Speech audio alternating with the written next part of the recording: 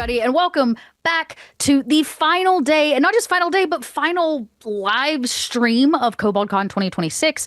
I am Dot, the marketing director here for Kobold Press, and I am joined with some awesome friends from Mage Hand High 5 who are going to get to introduce themselves in a second. But I want to remind all of you what we're doing today is about charity. It's about goodwill. It's about cozy things. And we've been working all weekend to raise money for Tabletop Alliance, which works all across the United States to combine gaming into education, to bring that to tables and to the next generation, which I think is like a really dope mission. So what's happened is everything that you buy off the Kobold Press store from Friday to the end of today's stream goes into a percentage pot of donations, and we're going to match it dollar for dollar up to $2,500. So we still have room for our match. I'm getting numbers in the background as we speak. So this is your chance to continue. You can go to the Kobold Press store, buy something, and it just happens. It's like magic. Buy something nice, do some good in the world. Or you could actually go to tabletopalliance.org and make a donation direct on their website. This won't be matched by Kobold Press because we have no way to track that, but you're still giving to our charity of choice. And their website has some fantastic information about the kind of work that they do and the people that they support. All right, woohoo, business out of the way.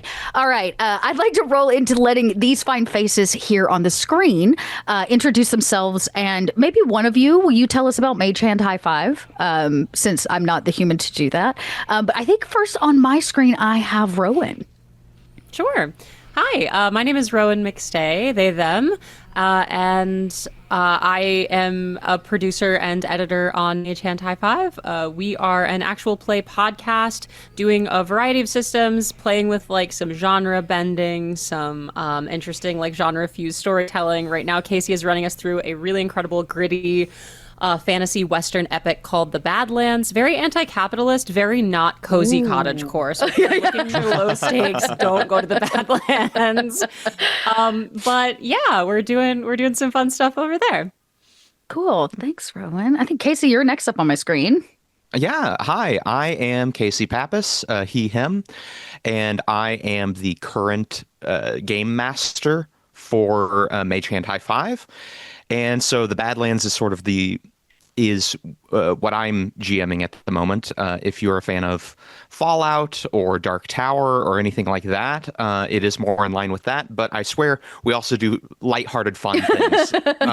We do have fun. It's not just all sad. Fun. You guys know it is fun sometimes. I like the disclaimer there. Well, I'm glad to have you on the channel, Casey. Amani, you are last but certainly not least.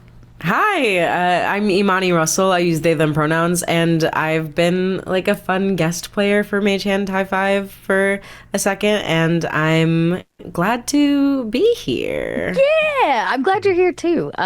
We, all of you at home may recognize Mage Hand High 5, considering the fact that they have been part of the Kobold Creates program, I believe actually for the last 2 years. And even though we are in a weird place right now financially, like everybody else in the world, and can't support that program this year, we still want to give love to those who have come before and will come again, because we're bringing that program back. We just have to tighten the pocketbook strings, everybody, as my mother would say.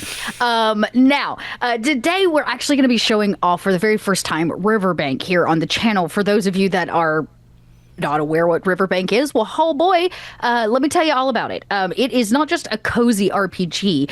It's really inspired by Wind in the Willows and the kind of slice of life, cozy cottagecore lifestyle that you would find in England of the time. It is written by Kij Johnson, who actually had a follow-up book to Wind in the Willows called The RiverBank. And Kij, as the lead designer, brought everything she has learned. And let me tell y'all, that woman, she is encyclopedic knowledge. There's even footnotes. There's footnotes in the book to help you understand the timeline. It's quite wonderful and so very unique, I think, for a tabletop game. And one of the brilliant things that Kij has done is kind of figure out a way to actually write and put into the game the chaoticness that is slice of life and cozy life gameplay. It feels like a sitcom, and it's quite brilliant, and I'm very excited to share it with all of you today. So we're actually going to kick off. I gave our cast here on the screen, I say a little bit of homework, but the first thing we do in RiverBank, usually between sessions, is pull something called a Between Times card. I'm lucky enough to actually have my deck. I promise Kendo his is coming. And I know I've only pulled these are the three for them, but it's a whole deck. And it comes in this beautiful box with the opposing card, which is called the Haphazardry card. And that we'll talk about here in a second. We're going to pull some of them too. But each of them I pulled in advance so that I wouldn't put them on the spot. And I wanted to make sure they had a little chance to think about it because each between time card is actually informing a character as to what they've been up to. What is the between time? And not just giving you a prompt, it gives you questions that helped you write the reality of it. All I've given you is a line. So based on the one I have up first here, it says, you learned a new story about RiverBank, a ghost story. Who got that one? That would be me. Story. Okay. Casey. So Casey, tell us a little bit about who you're playing before you tell us about your ghost story. Absolutely. Well, my name is Mr. Edmund St. Andrews. I am a red fox who lives in, Strawberry Vale down on the riverbank. And there's nothing quite like getting out on a beautiful day and seeing the great out of doors, for that is where we all come from. And there's nothing quite like appreciating the magnificence and beauty of the out of doors. And, in the between times, I have taken it upon myself to discover a bit of the lore and mysteries of the riverbank. And so in one of my great journeys, I did happen to come across, one of the spookier tales that I have heard in my adventures. Did you read it or did you hear it? It was told to me by a new acquaintance. Okay. Yes. I love it. Tell me what was it? What did you think about it? Absolutely. Well, it was on my journey. I was traveling through a particularly marshy section of the wood when out of nowhere, a small salamander came rooting forward from, I believe they have salamanders here. Perhaps I think that's correct. Perhaps he came from somewhere else, but this salamander did offer me tea time, as it was tea time at the time. Time for tea, as one might say. And so we did share a spot of tea in which he told me the spooky tale of the South Creek Shambler, a particularly mysterious critter which comes forth to eat all of one's biscuits. Not all of the biscuits. Yes, as well. And I clutched my biscuit case close to me. When so hearing this tale. biscuit eater, this haunted biscuit eater. Yes. Yeah. Is there any? Ghosts usually have a purpose for sticking around. Is it just to Yes. eat biscuits, or was there more of an inciting incident? Well, you did not hear it from me. Well, I guess you did hear it from me. The salamander said to spread this tale as far and wide as you'd like, so... Oh. From what I've come to understand, this South Creek Shambler, was denied biscuits in their youth. And so, now, coming forth, I guess its purpose in continuing upon this mortal plane is to acquire and consume as many biscuits as might be heavenly possible. And of course, it is known far and wide that ghosts cannot make biscuits for themselves. Naturally.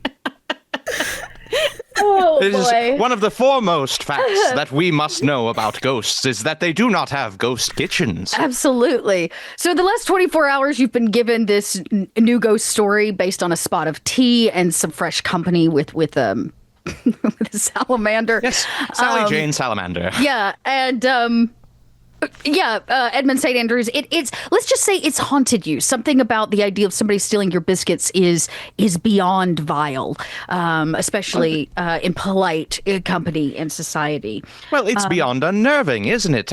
If one needs a biscuit, one must simply ask. I'd be more than willing to share my biscuits, but to steal them entirely, well, that's quite obscene. And this conversation you have with yourself is probably, on and off for 24 hours. But I need to know, somebody rescued someone or something. Who rescued someone? Yes, that was me. Oh, yes. Please introduce your character to us and tell us what happened, who it was. Give us more details about this rescue. Yes, of course. My name is Miss Eliza van der Hedgepig. Miss Eliza van der Hedgepig is a beautiful, very small, round hedgehog with white quills, and she's quite, spines rather. I think quills are more for porcupines, whatever those are. And she wears a sort of beautiful floral dress, quite modest, and it's got a lot of mended spots in it because, as you may know, being a hedgehog, she is quite sharp, and as such, she tends to poke holes in her dress, especially when she is nervous, which is frequently. And she is quite prone to swooning, actually, and so sometimes when she swoons, it tears holes in her dress, and she must fix it. But thankfully, she is equipped with a body full of needles, and so she must only prick one spine from her back, drill a little tiny hole in it, just bite on it until there's a hole, and then sew up her dress, of course. So yes, this is Eliza van der Hedgepig, and actually she had quite an eventful morning. She's feeling a bit flustered about it still, actually. You mustn't tell anyone this. I'm telling you this in confidence. Do you understand?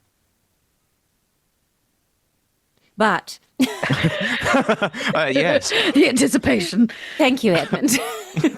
absolutely. But she's taken a bit of a fancy to Miss Adelaide Willoughby. She's a grey squirrel that lives nearby. And as a matter of fact, Miss Adelaide actually dropped her handkerchief in the middle of a street just as a carriage was going by. And I was quite terrified to see her, and I was on the verge of swooning just at the sight of her. Her bushy tail is so lovely. But she dropped her handkerchief and nearly wandered out into the street. And as she did, I couldn't bear the thought of her tearing her beautiful dress under the wheels of a carriage. So I reached out, grabbed her by the back of the corset, and brought her back to the walk. And of course, I picked up her handkerchief. In this very, very brave and daft thing. It's been rumor. Now, the thing about the RiverBank is rumors carry. They start, and everybody knows it by the end of the day. And so I imagine it's pretty well known at this point that in the last 24 hours, Miss Eliza van der Hedgepig has saved someone. Right, and that's been a bit strange for me because I'm not normally known for my deeds of intrepidity, so I'm actually quite shy most of the time and a bit, I sort of keep to myself, so I hope it didn't cause too much of a fuss. And Well, it might. You're being whispered about. People are like, oh, that's her. Oh. I can't believe she did that. Well, Gosh. what was I supposed to do? I did what any decent hedgehog would do, didn't I? When a lady drops her handkerchief in the street and nearly walks out in front of a carriage, one must act, I'm afraid. And people whisper brave. Some people say that it didn't happen. Some people say it did. But you're all the talk of the town. So if you like to keep eyes off you, you've not done a very good job. But you're not the only person who has seen something strange. Somebody else saw something strange, Miss Celestine Gray. Tell me more about you and what it was you saw. Yes, hello. My name is Celestine Gray, and I was out. Well, I'm a pigeon, first of all. Let me not forget to describe myself to you. I'm a pigeon.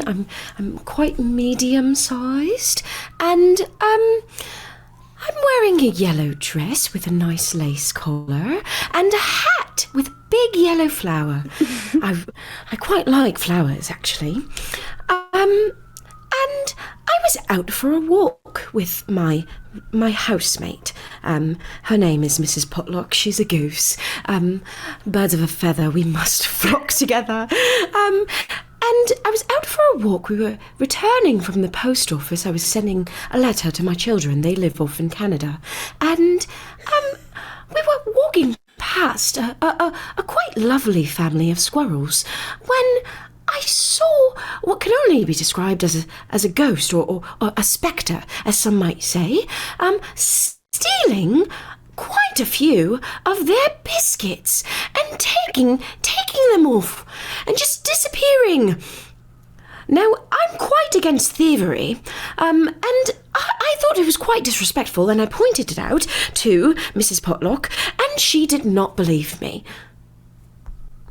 And then, the next day, when we had an embroidery circle, which I quite like, I told all of my friends there, and none of them believed me either, which is quite weird because, as we all know, ghosts are real. There are some on the riverbank that might agree with you for sure, and some that might not. But on this day, it seems that it's been a very eventful 24 hours. Strange sightings, sharing of ghost stories that might be real, and the odd dropping of a handkerchief. Now, the three of you are tight acquaintances, we might say. Occasionally you keep company or have a picnic and afternoon tea. But I'm going to take a second to set us up for today. These things have happened yesterday or the day before, but today, dear friends, something else is afoot. Welcome, dear friends, to the riverbank. That most splendid stretch of countryside where the air is sweet and the scent of clover fills my nostrils. And time itself seems to dawdle delightfully by the water's edge. It is, if I may say so, the very best time of year. Not too hot, not too cold, and filled with the particular sort of cheerfulness that only arrives when something grand is afoot. And indeed, something grand is afoot. The king's official birthday is nearly upon us, an occasion of such pomp and circumstance that every town, guild, village, and company in the realm has been invited to bake a birthday cake in his honor. Yes, a cake! A sincere token of respect and admiration, to be gathered up by special train and whisked away to Buckingham Palace itself, where a panel of judges, imported all the way from France, no less, shall judge the offering. The winners will receive medallions from the king, and once the judging is done, his household will distribute the additional cakes among the poor. A noble notion, certainly, but one which, as noble notions often do, has quite gotten out of hand. Because across the land ovens roar, mixing bowls spin, and people are baking cakes flavored with exotic liquors and little umbrellas and cakes adorned with almond paste elephants and sugar moons. Even the nearby village of humans is abuzz with excitement. But yet, oh dear me, not a single local animal from the riverbank has so much as cracked an egg. Not one cake in sight, which means, my fine furry and feathered friends, it now falls to you to save the day. You must create not merely a good cake, mind you, but the best cake that ever was. The trouble, of course, is that it's 6 o'clock on Saturday, and the train comes tomorrow morning at precisely 5:37 a.m. So quick now, aprons on, whisk and pulse to your stations. And as the narration kind of fades out, and we come in on the three friends recounting the last 24 hours to each other. Save somebody here, strange sighting there, a ghost story that matches. A hard rap tap tap happens at somebody's door. Whose house is holding tea for the friends today? Probably mine. I do love a gathering. So tell us a little bit about your humble abode. I would love to. I live in a tree house around 6 foot up, south of the Chestnut on the riverbank. I share this home, as I said before, with Mrs. Potlock. And We are probably gathered in the Gothic parlour. It's where I tend to sit in the evenings to relax, and sometimes I tend to spend the evenings alone. I like a little bit of solitary time, but in general, I adore having visitors, especially as I'm trying to rejoin society after a terrible loss in my life.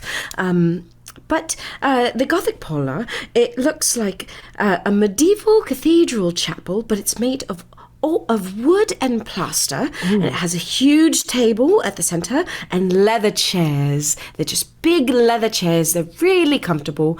And they're right by a glorious bay window. Nice. I rather like taking tea at Miss Celestine's house. There's nothing quite like a little adventure up in the trees. And as this little ghost story is being recounted, and maybe the little fur's hair or feather otherwise are standing up in a little bit like, ooh, little spooky ghost story. You hear that bang, bang, bang of the front door, maybe making you all jump and spilling a little tea, oh my. But it seems that someone is at the front door. As the door knocks and you've all been telling this ghost story, immediately I just boo, like full hedgehog quills out. I think you're all sitting far enough away to know to duck, though. Oh yeah, you like poof up, yeah. Okay. Dear Celestine, were you expecting a visitor besides us? Let me think. No, she's not coming today. That's tomorrow. No, I don't believe I was. Well, would you mind getting the door, dear? My wing is a little sore. Absolutely. Though I would. Before I do, are the biscuits locked down? Well, I suppose if anyone should ask for a biscuit, we should have to give it to them, but perhaps we set a few aside just in case we get biscuit bandited. Yes, I do. I do not know of any case in which a ghost has knocked at the door before entering, but well, Ghosts these never are knock. trying They just times. simply walk in. They can go through walls, don't you know? Right. So, probably not a ghost. Probably Well, someone not. had better get the door, but I will. Yes, yes. I will put aside a few biscuits for you, Edmund. Right. The biscuits Of course. are hidden. I imagine you Right. pull one off a quill or something as it you Yeah. kind of come down. They got it stuck too. So Edmund, you're going to answer the door. After a little bit of straightening up and making sure that I'm presentable, and should there be a ghost, that I'm fully prepared, I timidly take the door handle and carefully take it open. As you eek the door open, standing outside of it is a rather, what we would consider medium size. Now, for all of you at home, there are two kinds of animals on the riverbank. There are lowercase animals, sheep, goat, pigeons, birds, and then there's uppercase, like anthropomorphic animals, right? So, for example, I could be a capital S sheep who owns lowercase s sheep. So the capital A animals of the riverbank are a little oversized. They're not going to be tiny like a regular pigeon. You're talking about like a 3 or 4 foot cartoonish style pigeon. This pigeon is a little bigger, and not in height, but in width. He's a hefty pigeon. He has eaten a lot of seeds in his day, and he wears a big double-breasted vest with his jacket and his little monocle, and he has a bit of a double chin that seems to rest on his chest. And as you open it up, he does that thing pigeons do, where you're like, and his feathers kind of poof, and he says, "Where is she? I'm removing her from the will. How dare she not make it? Where is she? Where is she?" And he pushes right past you, Edmund, into Celestine's Right. home. Celestine, you know this voice very well. This is Ponsonville Houtboys Lavenday, who is, if I remember correctly, your very old uncle on your mother's side. He currently is the money holder for the family. He maintains the remote castle in an island between basically England and France that your family tends to spend most of its time at. And to no surprise, he has brought his weirdly inappropriate sparrow, Polly, his pet. It's a little gauche to own a bird as a bird. Oh,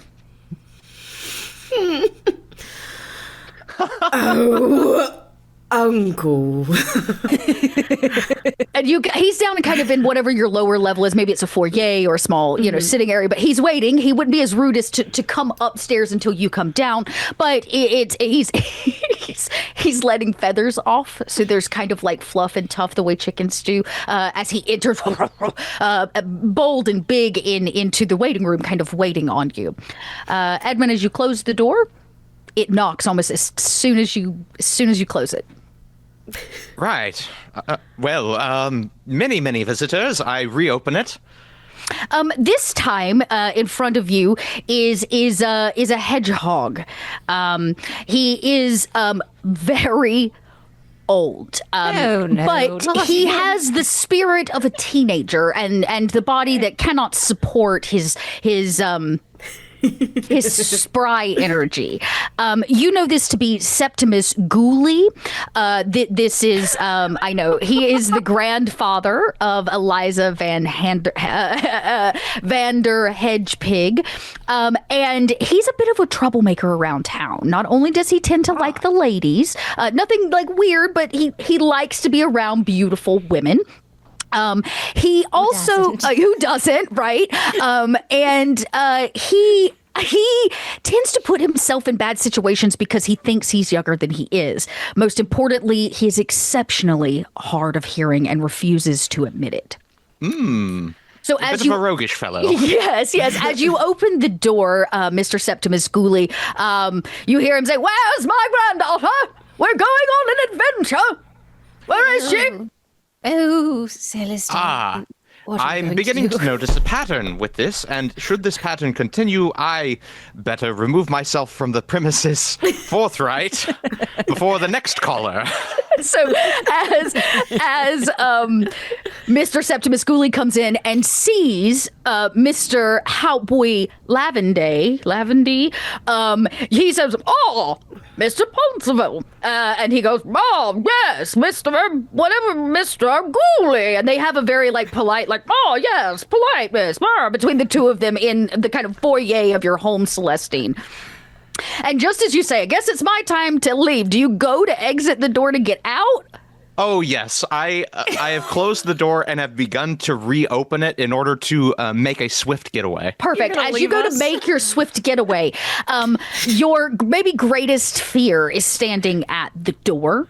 Blast. Your great aunt has shown up, and you can see from the twitching of her fox whisker and that one eye that something is wrong. And she's very, very upset, we'll say. I want to note she is the oldest of all of them. She is technically considered ancient. She's graying around the sides of her face. This being Miss, let's see if I can really screw this one. Miss Sophronia Leche Esther Ruff. Most people just call her Miss Ruff, both as a joke because she's rather rude. And you can see her as you open the door. She says, "Oh, I feel so weak. Oh, my heart, nephew, great nephew, catch me." As you can, she's come into this fainting spell to really sell the fact that she's distraught. Yes. No, I go to catch her, as it is my duty. Zero to catch her. question. She and you can see, her red is a little duller now, but she's got that look in her eyes. She says, and she brings up her little gray fox paw to your face, and she says, "Great nephew, It's a horror, and she like strongly grabs your lapel and kind of shakes you a little bit. At this point, for the two of you upstairs, it's becoming quite a commotion in the foyer. Right, should we try to get a ladder and leave out of the window? I'm sure Edmund can handle it.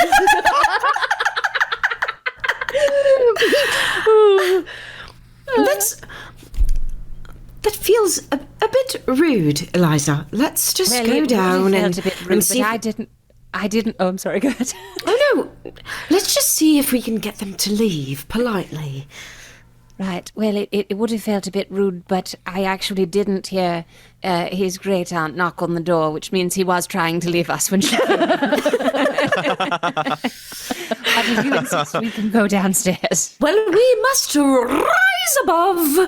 And they just start Toddling down the stairs. I love this. We must rise above. And you can see Edmund is now surrounded by all of your appalling relatives, which for all of you at home in RiverBank is about as close as you get to a monster or big bad guy. So you can see he's kind of surrounded. His aunt is just like, she over your shoulder sees Mr. Ponceville, who again is a bit of a ladies' man, and she immediately no longer is fainting. She's got her paw out. He's smooching her paw, in a polite greeting of the elderly people of the RiverBank in your foyer. And as you come down, you can see all of your relatives there waiting on you. They don't show up for just any reason, and if they do, you're usually long gone. But it seems that you all might be in a little bit of trouble. Yes, we have been caught. What? Trying to hoard biscuits? I guess I head to my compatriots and say, yes, I do believe we've been cornered. This almost feels structured or planned. And you can see your relatives are communicating, yes, it's about the cake, the cake, the cake. And they're all just like all up in arms about the cake. Eliza, your grandfather comes kind of running over. He, of course, does the thing where he repeats and has the wrong word because of his hearing. But Eliza, he gives you a rather big hug. He tells you you're going on an adventure. And they all kind of stop and look at the three of you. And I imagine it's going to be Miss Esther Ruff, who speaks up first, and she comes forward with her little cane and she says, I dare say my great nephew has failed us all across town. What do I see? What do I see? Cakes in windows, humans with batters under their fingernails, and pink icing. It says, Happy Birthday, King! And what do I see here?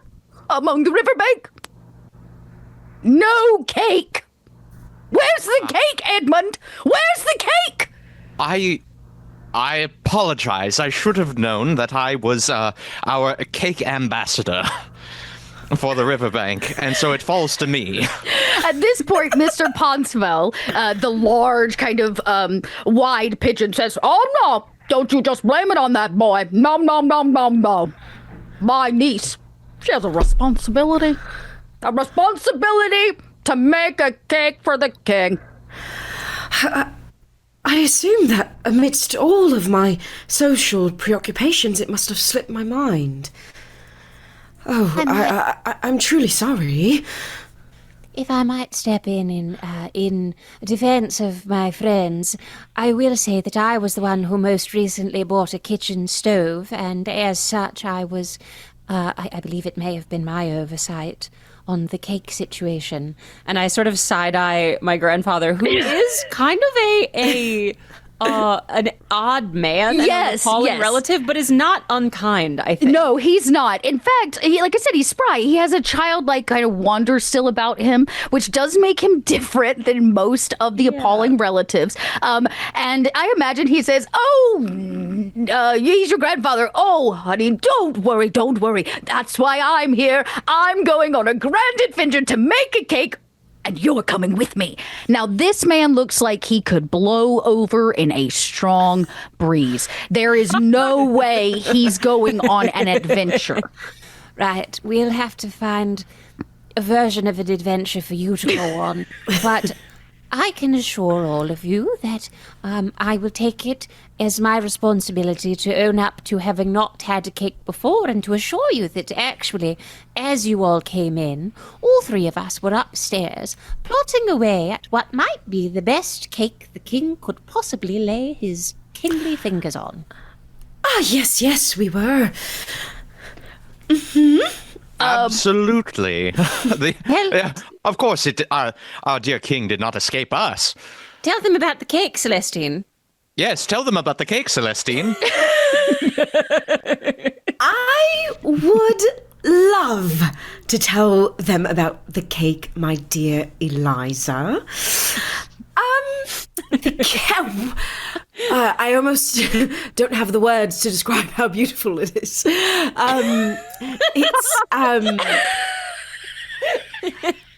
Why there's not quite. There's at least 2 colours in the frosting.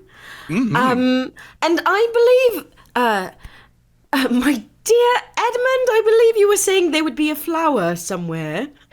Yes, a flower. Oh, I imagine it's just a boring flower, your aunt says.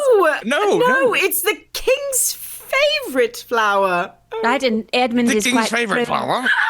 King and Edmund is quite prone to going on all kinds of adventures and all manner of outdoor. Did someone say adventure? And your grandfather plucks one of his little spines out and holds it up in the air, kind of like a sword. Yes, Does that not grandfather. hurt? Yes, well, it hurts a little, but you get used to it. Oh, It's Fallout all the time.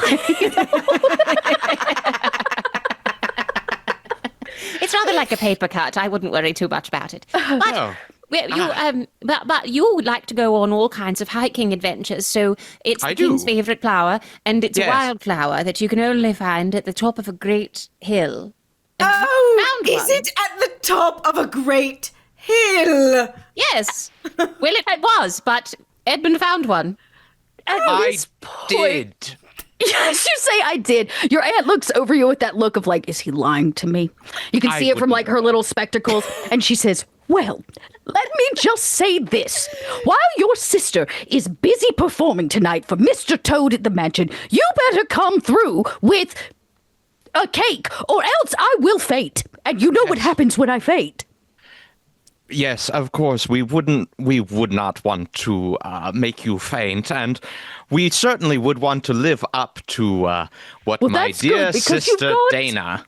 Roughly just over 12 hours. The last train for London tomorrow leaves at 5:37 a.m. There better be a RiverBank cake on that train or else. And you hear Ponsonville follow up, yes, or you're out of the will, he says directly to you, Celestine. Your uncle says, steak? I thought we were making cake, as he kind of yells out. And at this point, your great aunt, Miss Esther Ruff, she says, come, I'm going to need an escort back to my place. And of course, Mr. Pottsville's like, rah, rah, and puts a wing out to kind of escort her out the door. And she says, don't be late. You better catch the 5:37 train or else. As they all kind of wander off. And you can see Mr. Septimus Ghoulie running behind with his spike in his hand. Are we going on the adventure now? As he's kind of hobbling behind in his elderly way, leaving the three of you standing post chaos, realizing that nobody in the riverbanks made a cake for the king, which is kind of a big deal. More importantly, you have T-minus 12 hours to get it together, baked, down the road out of the riverbank and into town, the human town, as we know as London, to the 5:37 train, to the castle. And as you all kind of come into this silence, we have hit our first 30-minute timer. This is important for RiverBank. Uh-oh. Because it means that we draw a haphazardry card for all of you at home. It looks like the between times, except it's all chaotic. So for the first one, more chaos. yeah, because we need more chaos. This is the joy of this game. So basically, every 30 minutes, when the timer goes off, you pull another haphazardry card. it gets blustery for the rest of the session. +1 modifier to deed difficulty for attention deeds because of the noise, and any deeds that are performed outside. So write this into story. It's getting around town that nobody's made a cake, and the panic is starting to set in. Many of the animals on the riverbank don't handle stress very well. It often looks like fainting or panic. And there's just kind of a bolstering about the riverbank. You can hear it when you step outside. It's excited and terrified and upset, and there's crying, and it's a disaster, which means we're going to have a little bit of a modifier to any deeds done outside. It will become more difficult because you can't hear over the riverbank's ruckus. I'm going to start our next 30-minute timer, and the three of you are left. And maybe you can hear it when the door opens and they leave, and you close the door and it gets quiet finally. Well, that was really something. Friends, we must bake this cake. We must. We must. And the reason for it, well, we've already known that you may be cut out of the will, Celestine, and, well, it is worth noting that it is the king's birthday, and we must honor the king, God save him, and I must rub it in that sister of mine's face. So, But you rather liked your sister. I do, but it's hard. It is sort of like that with siblings, isn't it? It's Your hard sister's when kind your of the sister is... perfect one. Yes. She's like an incredible musician. She's also very Of beautiful. course. You share a house with her. Y'all do share a house together. Yes. She also is said to make the best strawberry jam in all of the riverbank. And in fact, you know for a fact there is plenty of strawberry jam at your house, but you're not allowed to eat it because she sells it and helps the family and does those kinds of things with it. So it's there. Well, what if you're not allowed to eat the jam, right? Yes. Well, you're not eating any of it if you bake it into the king's cake. See, that's the thing. It would be the king eating the jam, and I don't believe that any of us can tell what the king can do. And if the king just so happened to share a slice with each of us, how could we say no? How could Well, we at that refuse? point, it's not even her jam, it's the king's jam. Yes. By Very all accounts, British. it is the king's jam. Well, right, so I have recently purchased a stove. I saved up my pennies for it for a very long time. So perhaps we could go to my kitchen, and if we could procure some of the king's jam, and we could make perhaps a sponge cake. We will have to find a flour. We would have to find the king's flower. Now, here's a bit of a quiz between the three of us. Would one know what the king's flower is? With you. There was a tale that I told. I am not quite sure what the king's favourite flower is, and I'm so sorry. I hate to lie. Ah. Well,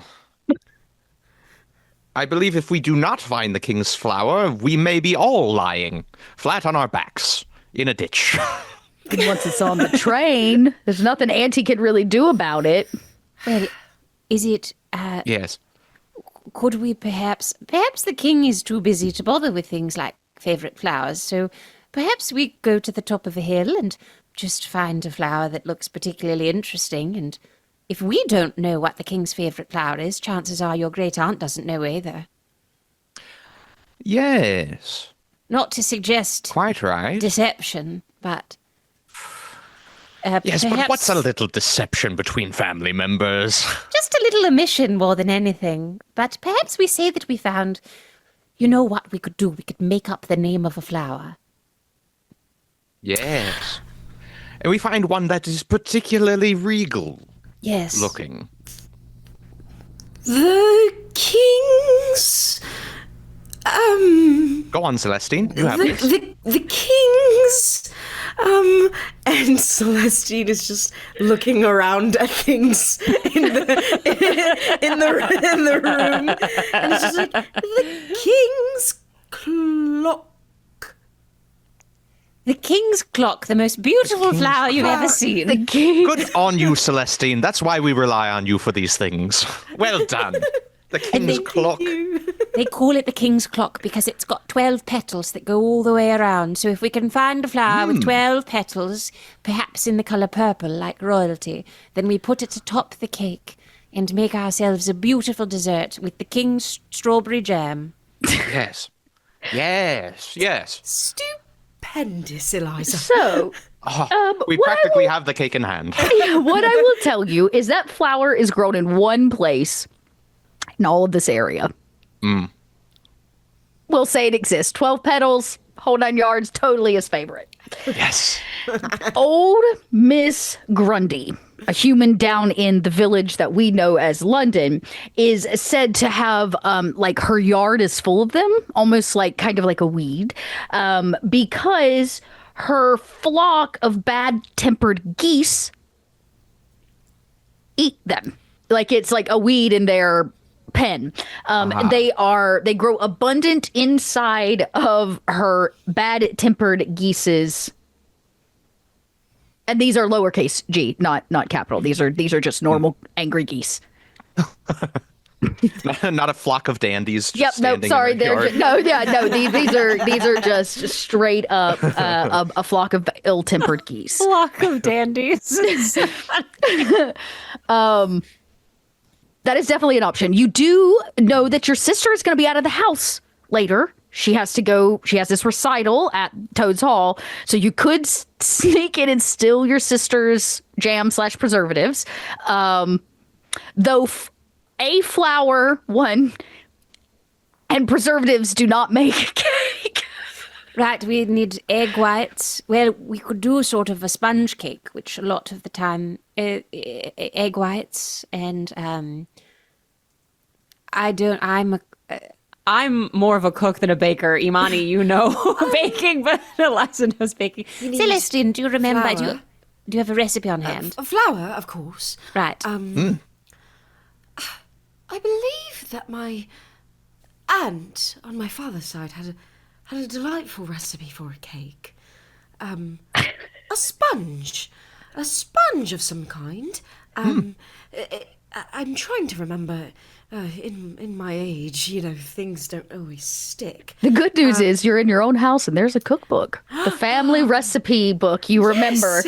Wow. I'm going to go to the kitchen and fetch it.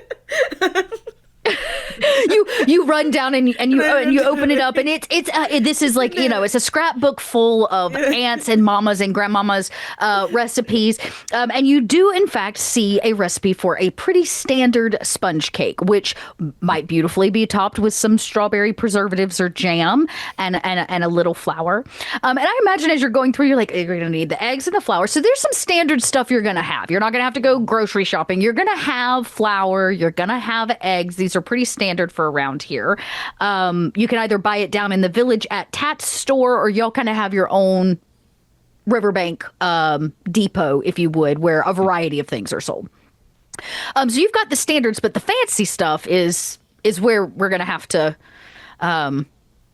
maybe go out on a little adventure, I guess you could say. You pull the pans for, you know, what have we got available? And you pull out a couple baking pans. The first thing that you realize is these are baking pans for capital A animal size cakes, not human cakes. Now, that is not to stop you from sending a tiny cake. Just know it's not going to be like a... Yeah, the difference is like a cake versus a cake, you know, like it's kind of different. Right, we could send him a pastry. I The don't. king's pastry. Not send the king himself a small cake for his birthday. Yes, I do suppose we would never hear the end of it from our sort and sundry relatives. Certainly not. No, so we shall have to find perhaps a bird bath that we can put in the oven or a cake pan of some kind. Do we have a wash basin? Just, Oh, Imani, Uh-oh. is your audio on? Celestine, you've gone totally silent. Oh no! No. Oh, I can hear you. Ah, there you are. Aha. I don't know what happened. To be clear, we cannot bake in a bird bath or a wash basin. That is quite unclean. Well, we'd wash it first. Plus, you don't have an oven big enough. It is a wash basin No. of washing. We must find an oven and a cake pan big enough to make this cake. Now, where would we find one of those or both of those? Do we think that my new stove is big enough to cook with a human bake pan? Probably like a medium-sized one, like what we might consider like a 9x9 dish, or something that's like a 9x12. You could probably get away with, but it's not extravagant, right? Like some of these places down in the Humanville, they're building these massive tiers. Now, what you could do is make a bunch of small cakes, a bunch of small ones. Like each of you could make a small, tiny cake, and it becomes like a basket of not cupcakes, but not full-size cake. You know, there's like some options. Perhaps we cook. Celestine, sorry, go ahead. What's your idea? You'd gone silent for a second, and so I don't had know not why seen this that is you were happening talking. to me. It might be the level at which your character speaks. The mic doesn't pick. It's like it picks up the end of your sentence, but not the beginning of it. Okay, how's this? There we go. Okay. Ah, yes. You might have also noise cancellation on, so you might, if you turn that off, that I might do help. not. Okay. Oh, I also can't do a British accent. I'm so sorry. Hey, that's okay. Me neither. all of the We're out viewers. here just making it happen. I'm sorry for all you British people in chat. We're totally trying. Yeah. Oh, I don't. Though we are hearing you. It's a little bit better when you lean forward. It might be when you pull back. For some reason, my microphone, what I'm noticing, apologies better. to everyone, what I'm noticing is that my microphone volume keeps resetting down to 30%, and I'm not entirely sure why. Great. But you do sound better. So Okay, great. I'm gonna just keep an eye on this. So looking at all the various pans, you probably have like a little square one, a little circle one, a little rectangle one. Maybe you got like some kind of bread pan. Like you got all of these capital A animal size pans laid out. And you do get the idea that you could, in fact, make a bunch of cakes, like a little, options, like a little loot box. perhaps. Now, come join me in the realm of imagination when I do say that we could create several small, sort of us-sized cakes, and then we stack them one by one with strawberry jam betwixt, higher and higher until we have, rightly, a king's tower of cakes. Ah, so quite tall. Yes. Are on the exact same page, Edmund. Right, we could even do something like, what if we did if we spiraled them upward, like sort of a spiraling tower going up, sort of like that, and then we could put something in the middle, perhaps a bit of confetti or flower petals. Yes. Very good. Now, you have everything you need but the jam, the Yes. flour, not the baking flour, the actual decorative flour, and the actual doing. We have everything we need except everything we Except need. for everything you need. So as you all kind of sit here and you're looking at all your ingredients that you've got, if it's just going to be a sponge cake layer by layer, that's pretty easy. Though I don't know if you're going to make an icing or anything to go with it. That's a consideration. We should. But you have to at least make 2 trips, especially if you're going to get the flour, because you have to go all the way to town. Well, normally I would be the one volunteering for a good adventure because I am partial to adventures myself. But Well, one of us must, I guess, liberate the strawberry jams from my residence. Perhaps. Your own house. Perhaps now. It has come to me. Well, my dear sister and my dear great aunt, cannot be mad at me for the strawberry jams if it is not me with the strawberry jams. So, perhaps I just happen to leave the keys to Strawberry Vale. I set them down on a nearby counter in a place unbeknownst to me, and perhaps someone else might see to it to, commandeer my strawberry jam reserves. Well, would you look here? My dear friend, Mr. Edmund St. Andrews has left his keys in my humble abode. I must return them to him, and yes. perhaps I can leave them inside. Right, that's a good idea. We should definitely return the keys. to Edmund. He'll be terribly worried that he's missing them. Perhaps we will even be rewarded with a pot of jam. Yes, or 12. So the three of you, now, Celeste, did your character sheet say where your little abode is located? Yes. It is south of the chestnut. Okay, it's south of the chestnut. Okay, so for all of you, if you don't know, when you do get the RiverBank book, so beautiful, love it, wonderful. It comes with this great fold-out map of the RiverBank. Oh, look at that. So I'm gonna try to figure out where we're going to and fro, because there's like a lot going on here. So there's okay, got it. So the chestnut is right here, kind of in the middle, and you'll see Strawberry Vale up here. This is where Edmund and his sister lived.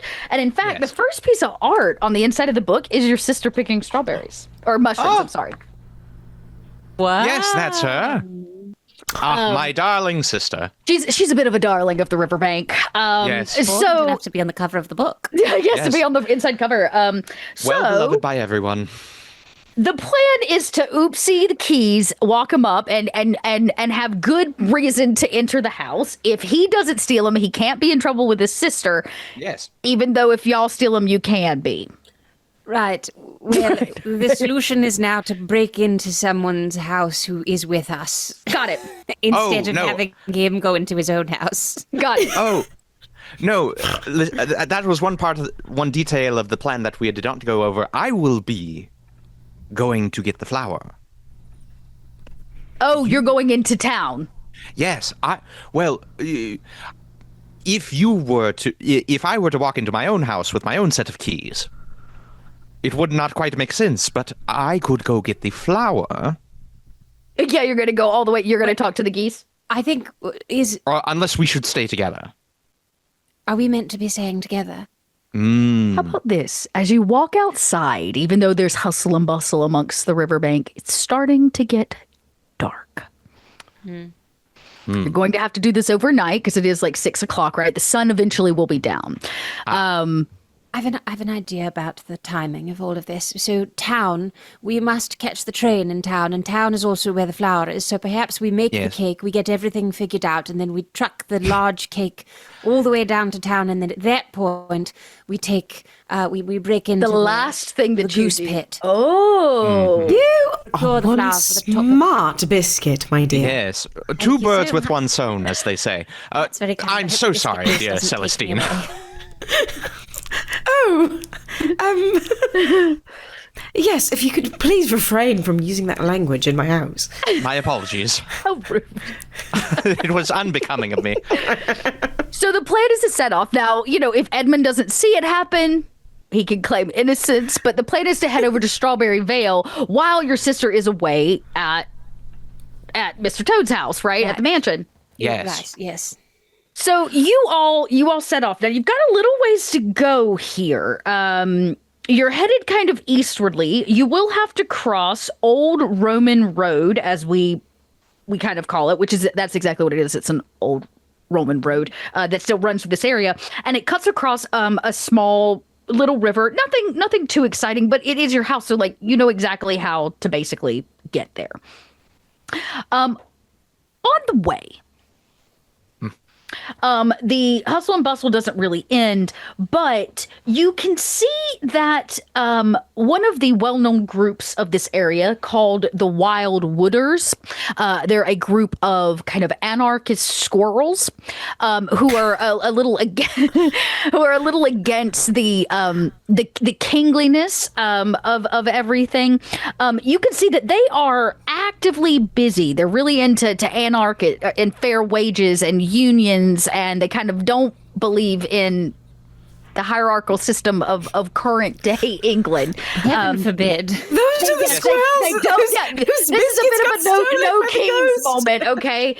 So the Wild Wooders, they are out and about kind of chattering at probably one of their nearby hangouts, which might be a large oak tree where they drink and share acorns and whatever. But they're up to something because they're kind of all bustling about. And these the Wild Wooders, they're not wealthy. They don't come from any kind of lineage of money or wealth. They wear, their hardworking little button-up shirts with the sleeves rolled and their suspenders and their little chaps and their little feet and their tails out the back. And they've got a whole we work hard for our money vibe. And they're out there busybodying, we'll call it. You can't exactly tell what they're doing, but they're doing something. Yes, stay on your guard. These blue-collar types are out and about. Yes, I hate when we encounter the pores. No, and as you know what, mind you, I'm Horish is one of my. I think as you walk by and y'all are kind of whispering to each other, like trying not to make eye contact as you cross the old Roman road, and you can see them out there doing all of this. One of them goes, "Hey, what'd you say?" Oh, we were just talking about how much we hate people with power. Yes, down with the king. What? Okay, I think we need to get the first roll of our game. Yes, anti-monarchy. And you can see he's like, "Oi!"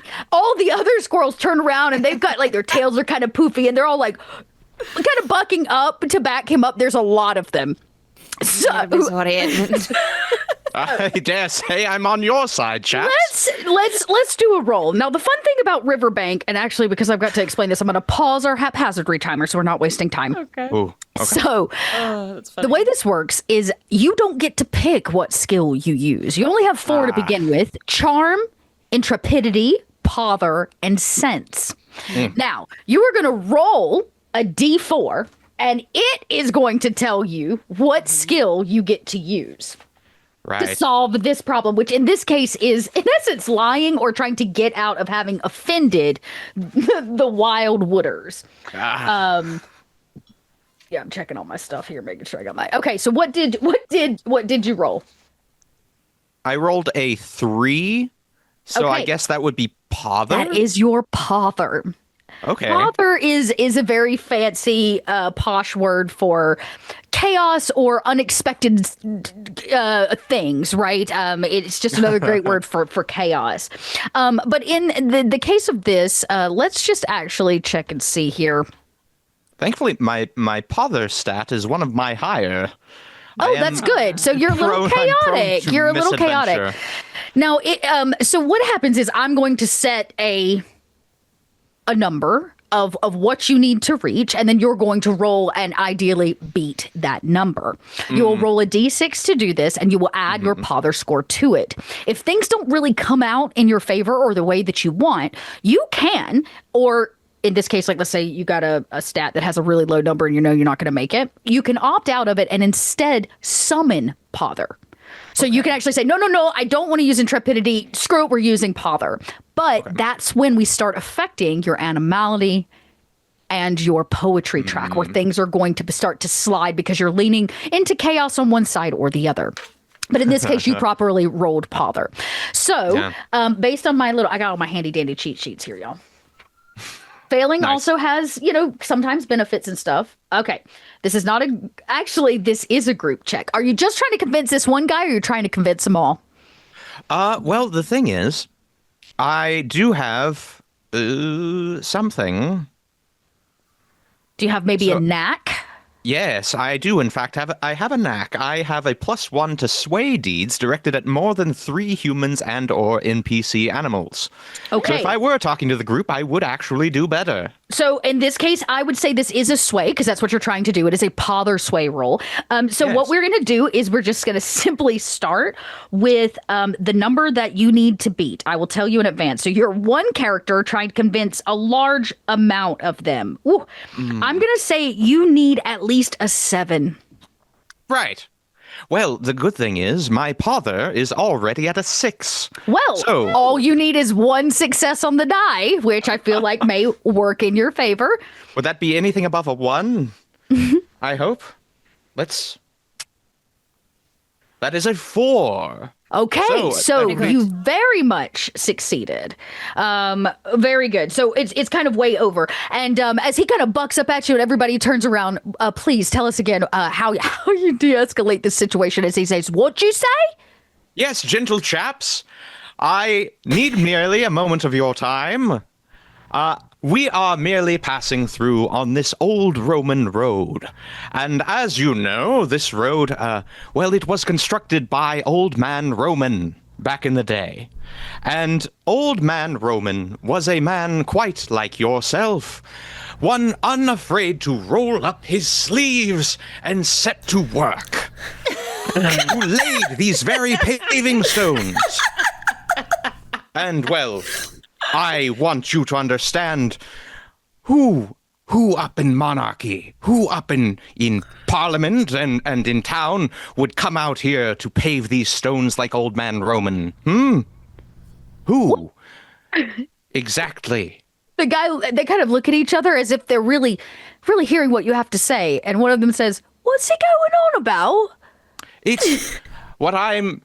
Allow me to approach my point, which is to say that it is you.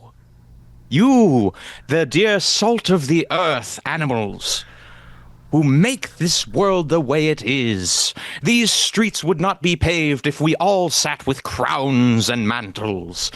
If we all had our starched white collars, we would all sit at home and drink tea and nothing would ever be done. Who would pave the roads? Who would build the houses? Who would do all of the other things that you do? Countless tasks There's that like come to kind mind. of weird twitching of a tail, maybe a squirrel tail, as they kind of take it in. And somebody goes, "That's what we needed to make it nasty. Salt. Add a whole bunch of salt." And you can see that they start scuttering around again. And you can see that they are also clearly making a cake. They're putting like ingredients into bowls and things of that nature. They're doing it outside because they're squirrels. And it's clear they too are making a cake. Whether it's the cake for the cake, you don't know. But you don't know of any cake that requires excess salt. I am a tad suspicious about what they will be sending our dear old king. You know what? Another guy goes, "Well, if you feel that strongly, grab a spoon and start stirring. We're making a cake for the king." Oh, you see, my dear fellows, we have stumbled across a similar idea. In fact, my chaps and I were just on our way to, my dear ladies and I were just on our way to, to create a rather diabolical dish ourselves. Well, you're in luck because we're already leagues ahead of you, mate. This is meant to be the most terrible cake ever, and we're going to put it on that train, and we're going to send it to the king because it's something about anarchy and wages and modern art, etc. Yes, not quite one for impressionists, you are. So, I guess, so you will be sending a cake that will be also representative of, How we us. feel here on the RiverBank about kings. Yes. And when your cake will be submitted, it will be seen as all of us. Oh, it will be a statement from the RiverBank. Now, for the three of you, this is bad news, okay? Because you do not want a nasty cake showing up representing all the people of the RiverBank. That's horrible. To the king on his birthday, there is nothing more blasphemous. I love it. But yes, it's dreadful. And he says, well, if you're out there doing the good, hard work, as you said, salt of the earth and all that, don't let us stop you. We'll see you at the train. Yes, absolutely. 5:37, don't be late.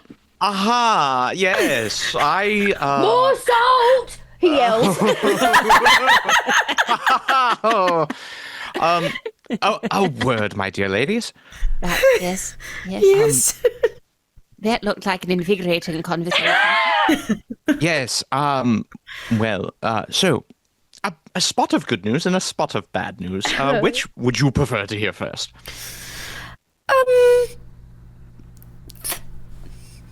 The good. The good. I love good news. Great. Well, When we I may hear bad pass. news, I'm prone to swooning, so I think perhaps the good news first to ensure that I'm conscious. Well,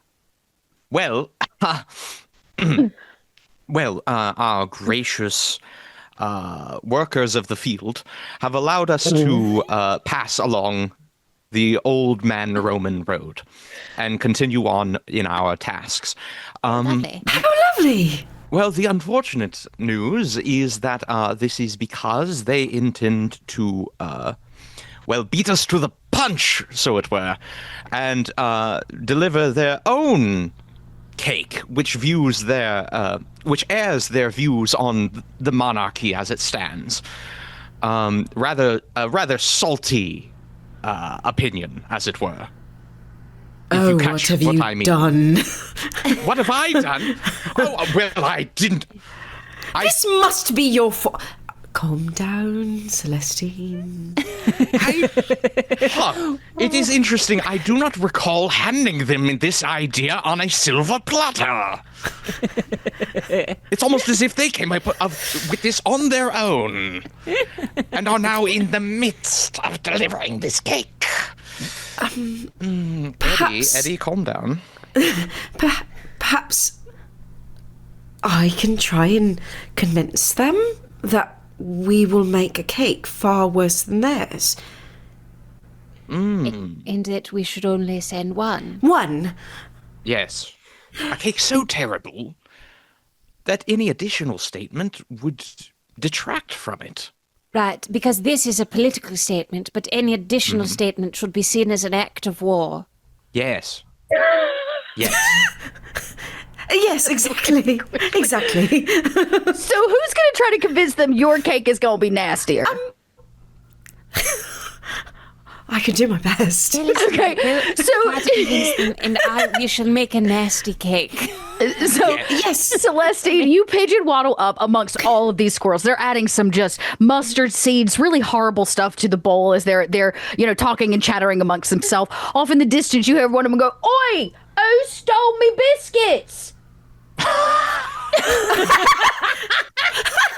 As you step up, and one of these squirrels turn around, and he goes, what, ma'am?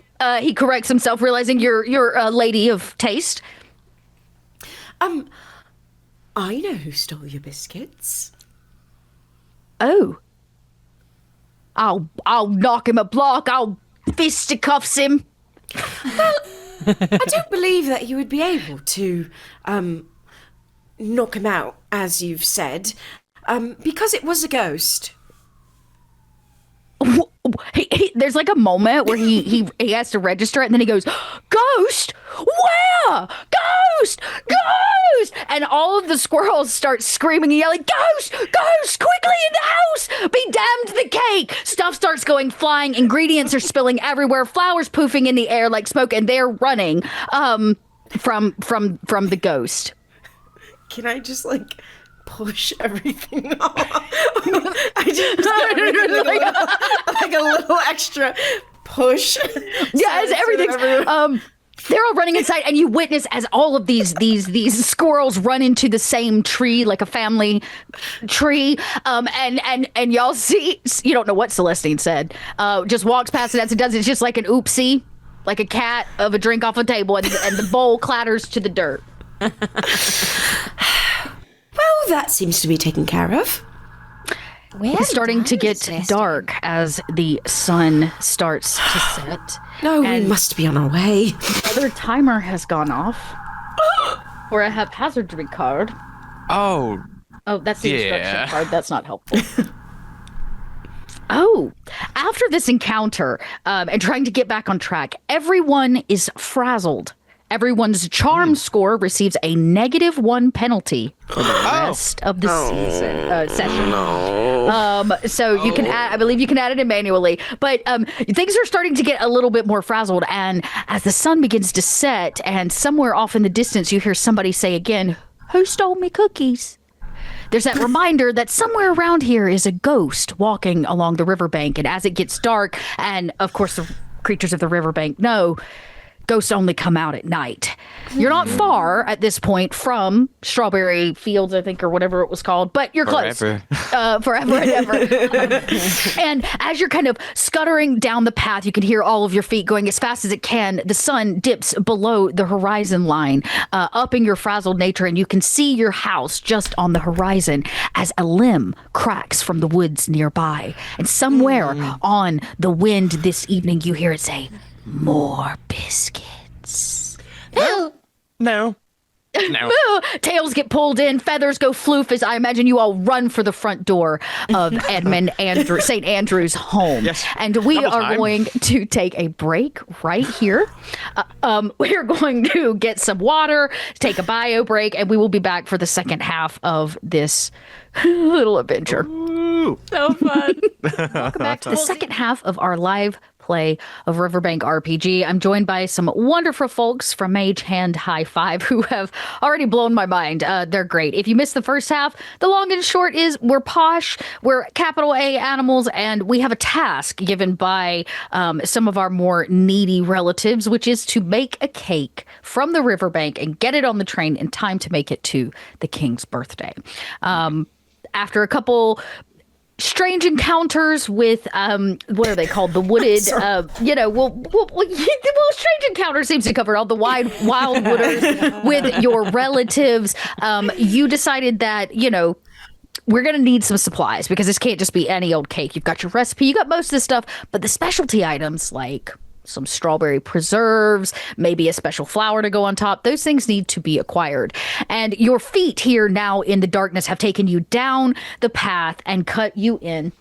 And you are standing in front of Edmund and his sister's home. Would you like to tell us a little bit about your home in Strawberry Vale?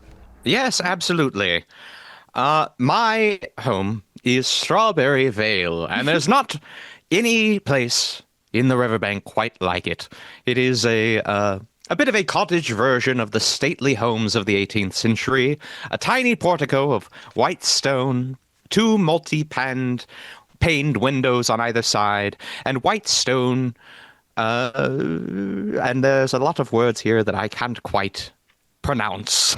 Yes. But it is it's stately. There's architecture, there's structure, there's an aesthetic je ne sais quoi that makes my house unlike any here.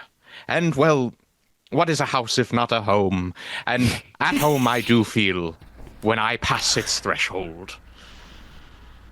And Lovely. so it's got columns out front. It's white stone. It's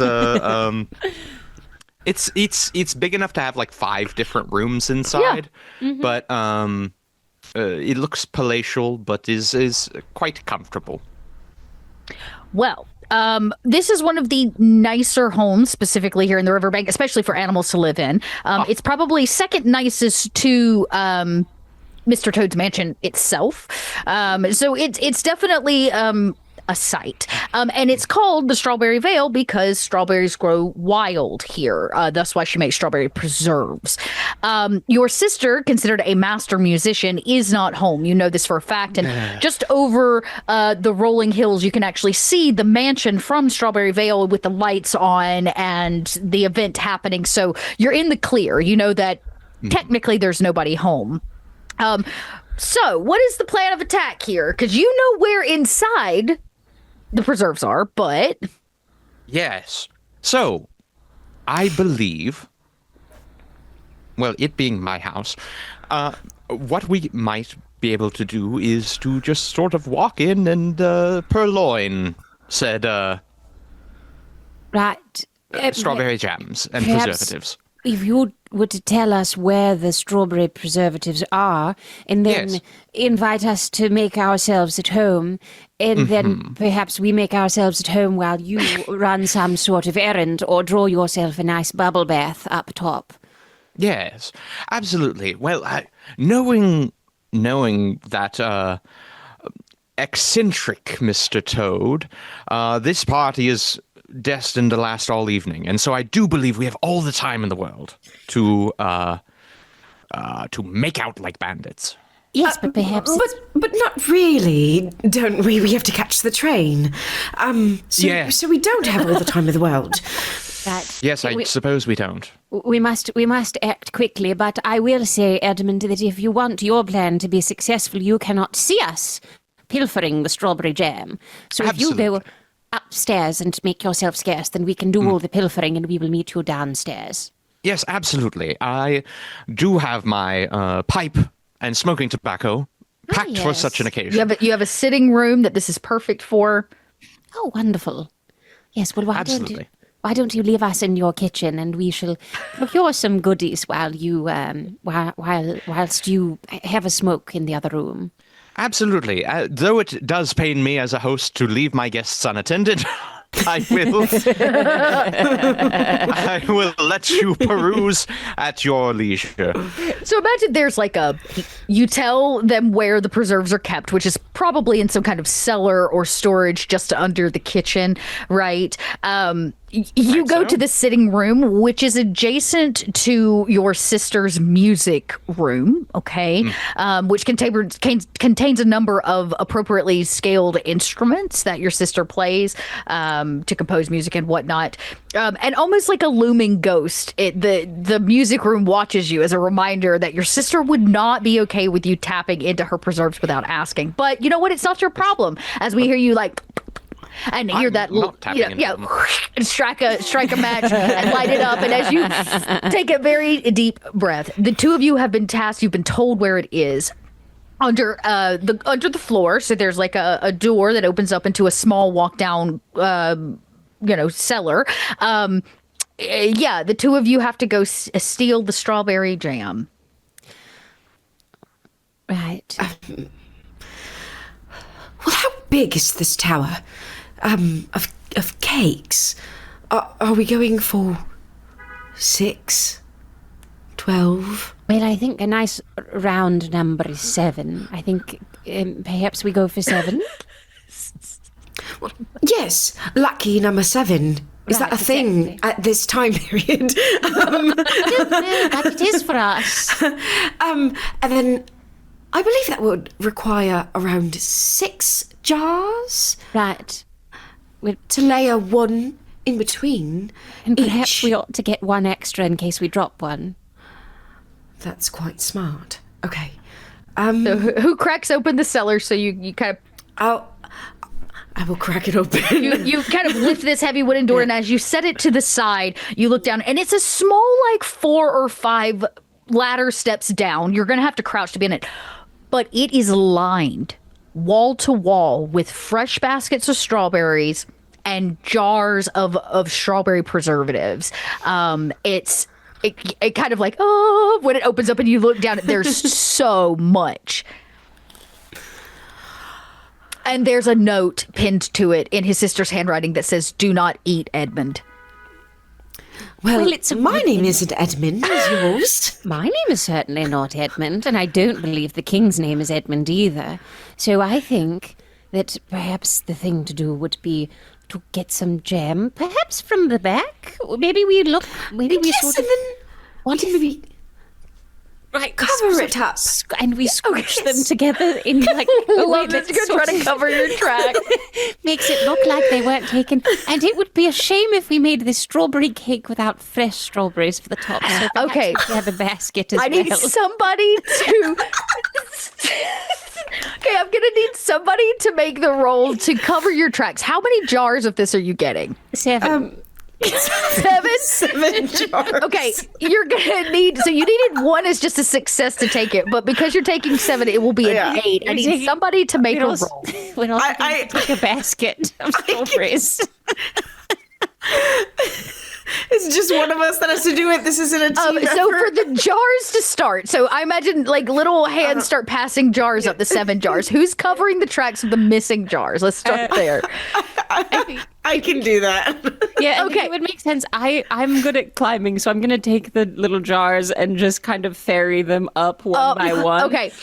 And then So- you'll kind of move the jars in sort of an orientation such that it looks like there's not as much of a gap as there So is. Celestine, I am going to need a roll from her. Remember, what you use to accomplish this deed, as we call it, is random. So roll a d4. Okay, that is a 3. So my So it's your father. So here's the thing. It's hard not to notice. One, there's dust all over everything. So there's you can clearly see where the jars have been sitting, little paw prints. You've left behind feathers that you're going to have to, it's a lot. There's a lot of evidence, in essence, for this crime scene. So you need 8 on your pother roll. and I have a 6 already. So I So just you need a- potentially good luck. Okay. 3. Okay, you did it with an extra 1. Tell us how you use chaos to cover your tracks.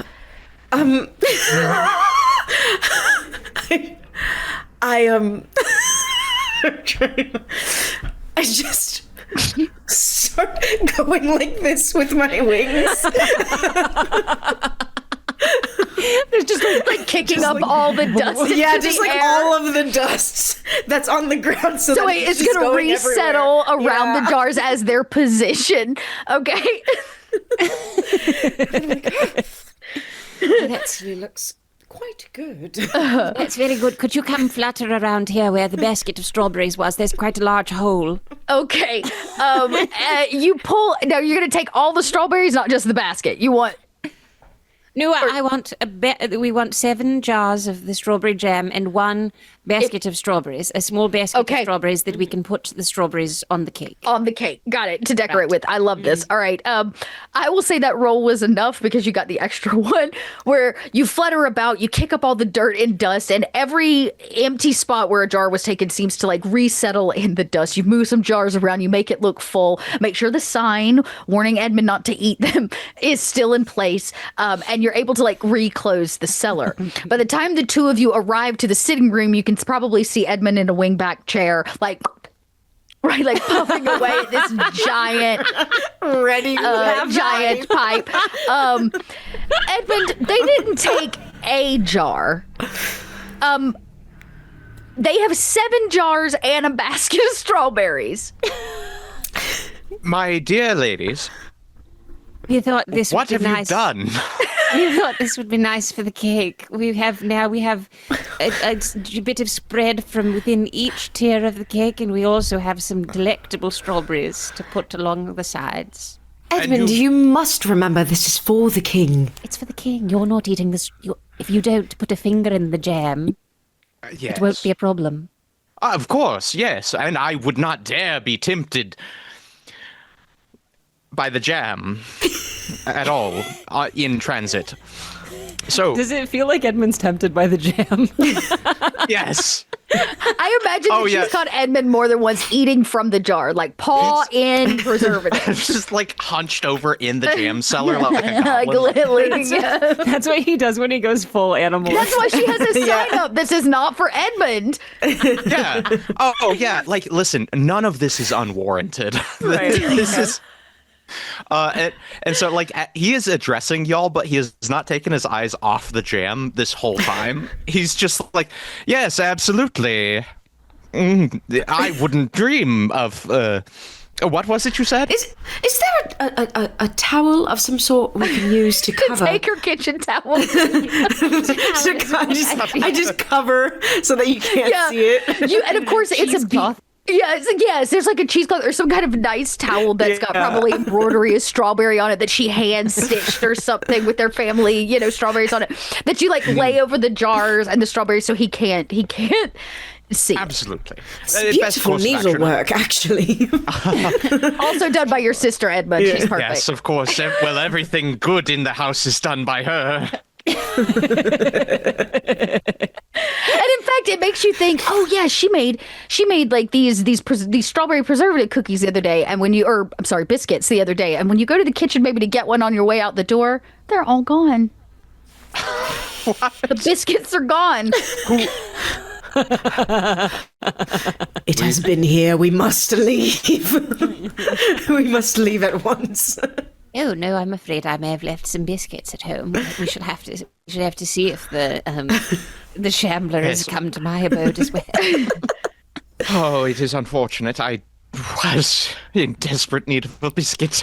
But Edmund, imagine how exciting it shall be if we achieve the best cake of the realm, and the king chooses our cake to eat for his birthday, and then you will finally have something to lord over your sister. Yes, absolutely. That's absolutely right. I think Edmund gets like a little pep in his step. Now, are y'all cooking it here in her kitchen, or are you going to go back to Celestine's house to cook? Okay. Terribly gauche. Well, I did get a new stove, actually. So that's right. Y'all could go to Hedge Pigs. Okay. It's more of a humble residence, but it is good for cooking. The kitchen is well equipped. I'm sorry. Go ahead. Oh, no, I was just going to say it does make sense for our adventure to pass through all three of our houses, so naturally yours would be next. Yours is next.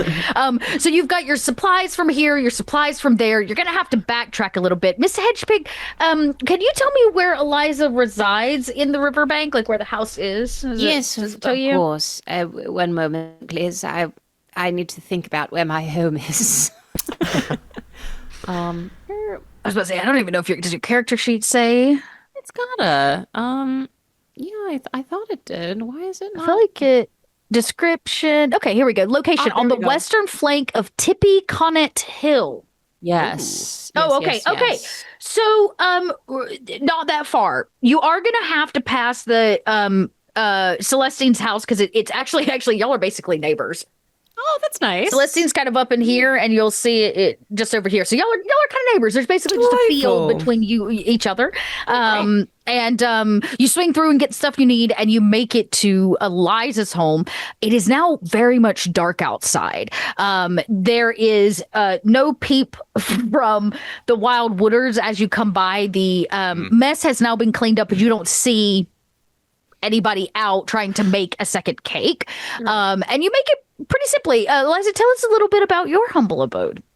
Yes, well, my home is significantly more humble than Strawberry Vale, of course, because I am rather poorish, and it is just a little burnt cottage with a stone roof. It's only got 2 rooms. There's the living room, kitchen area with a new stove, which was my big investment, as well as is a humble bedroom, and it's all sort of decorated with beautiful arrangements of florals and flowers and things that I picked up, and little linens and fabrics that I picked up from various human residences along the way. It's just sort of a nice little cottage, rather homely, with a few different knickknacks and bits and bobs that have sort of been around. There's also a fair amount of crafting supplies and things. I'm just sort of out and about.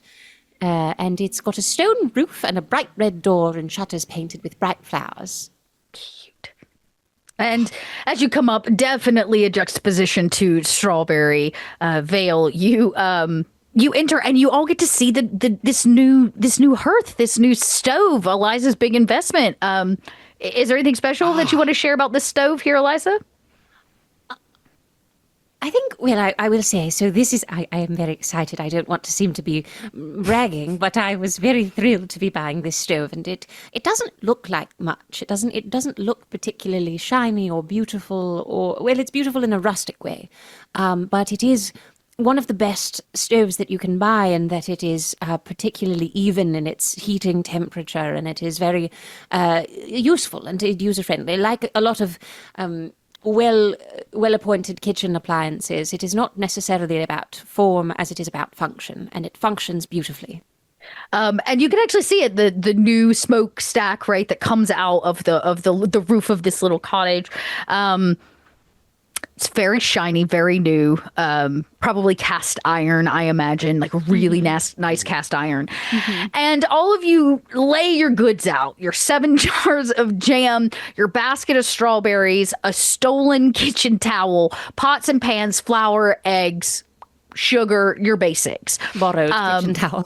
Yeah, that came along too. And you are very much running short on time. It needs to make that 5:37 train, and it's about 8 p.m. right now. And you've got 7 layers of cake to bake, so you said. Right. Yes. Well, we can always do 5 if we need to, but we should go for 7. Yes. It's a lucky number. 7. And I believe in our culture. yes, that's true. that has been established. Yes, and we do have 7 jars of jam. Edmund has absent-mindedly picked up a jar. And It's like slowly reaching to open it. yes, we do have 7 jars of jam at the moment. Celestine goes and just gently grabs it from him. He's like, yeah, don't need it. Oh dear, I don't know when I picked that up. So who is mixing the batter and actually baking these cakes? Well, I have a... Oh, go ahead. Oh, sorry, Celestine. Go. No, I was just going to say, well, it is my great aunt's recipe.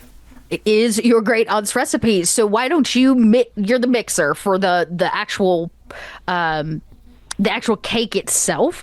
So this is definitely going to be a deed. Now, how I'm going to do this is based on how many layers you're attempting to bake.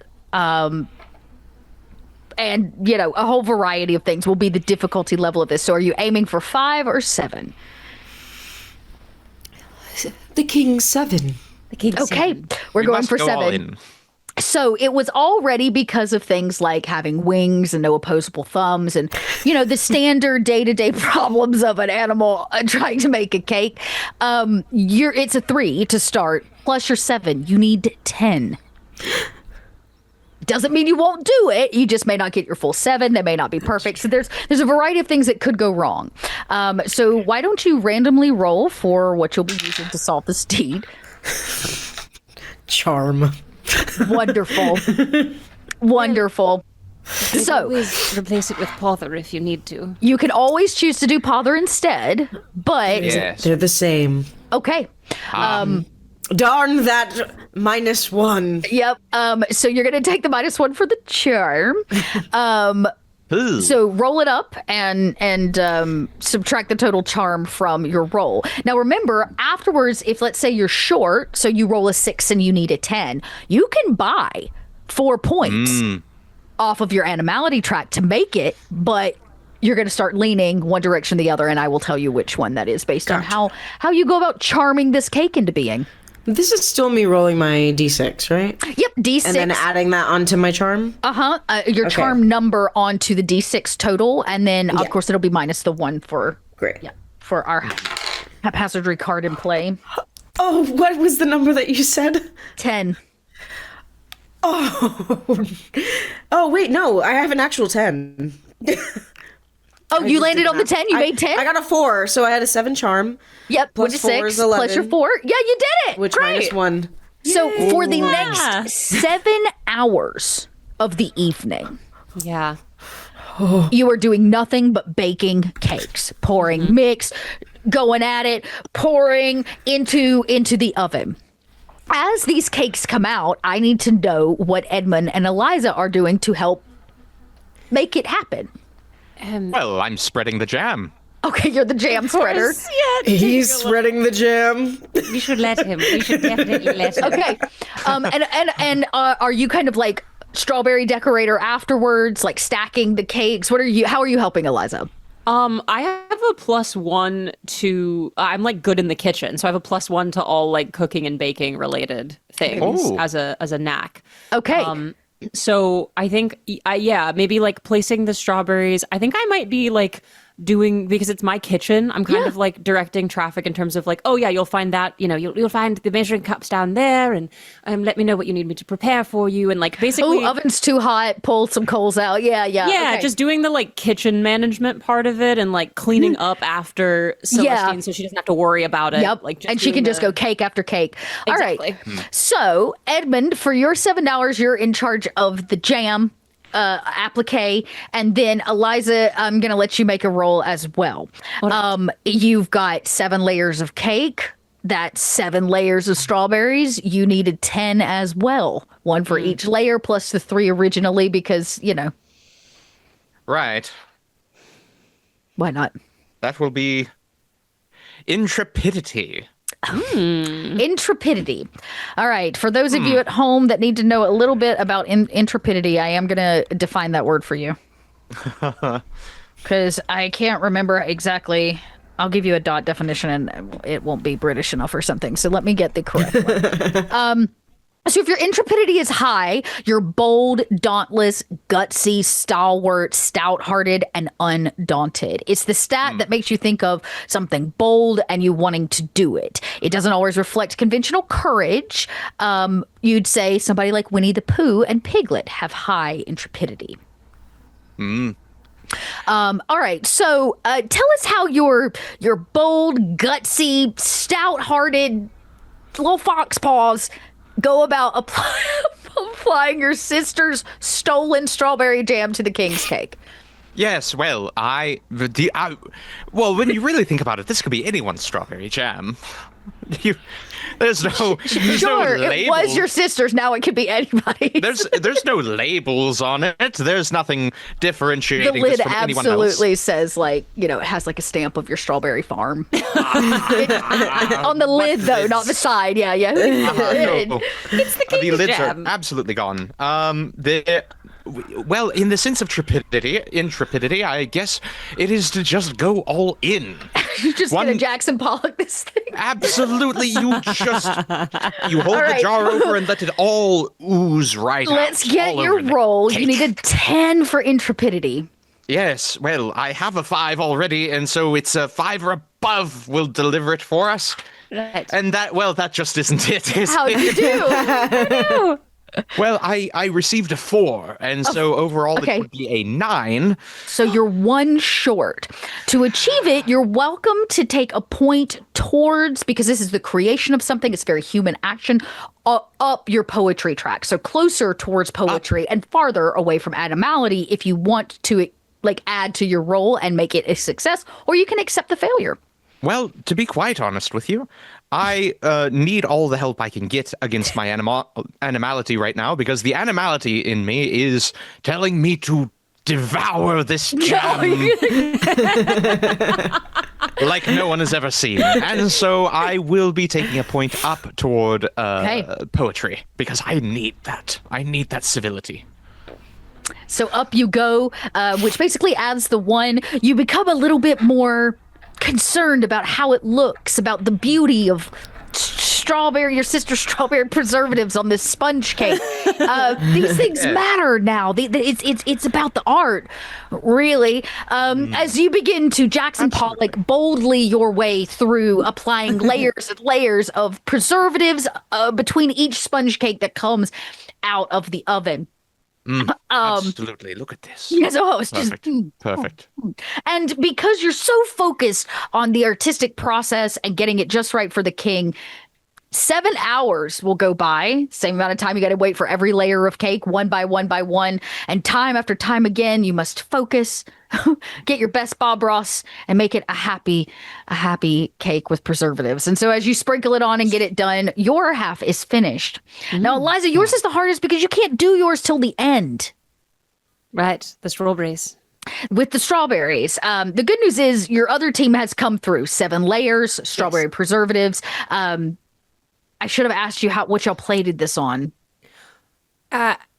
I've got a nice platter that I bring out. Nice platter. For very, Okay. very special occasions, of course. 7-layer this is one. sponge cake. Nice platter. I think we've done perhaps like a nice crumb coat around the cake. So there's a bit of cake showing through and a bit of jam Yes. showing through. And then we're going to sprinkle some strawberries on top. Okay. I need to get your roll as well to add to our cake situation. So these are to go ahead and roll up to see what your random. I think this is my first roll. Yeah. 3. That's so your pother. pother. So a little chaotic. You have to wait 7 hours. Y'all aren't sleeping. It's like layer after layer. You've been tending the kitchen. Now, don't forget, you get a plus to this, right?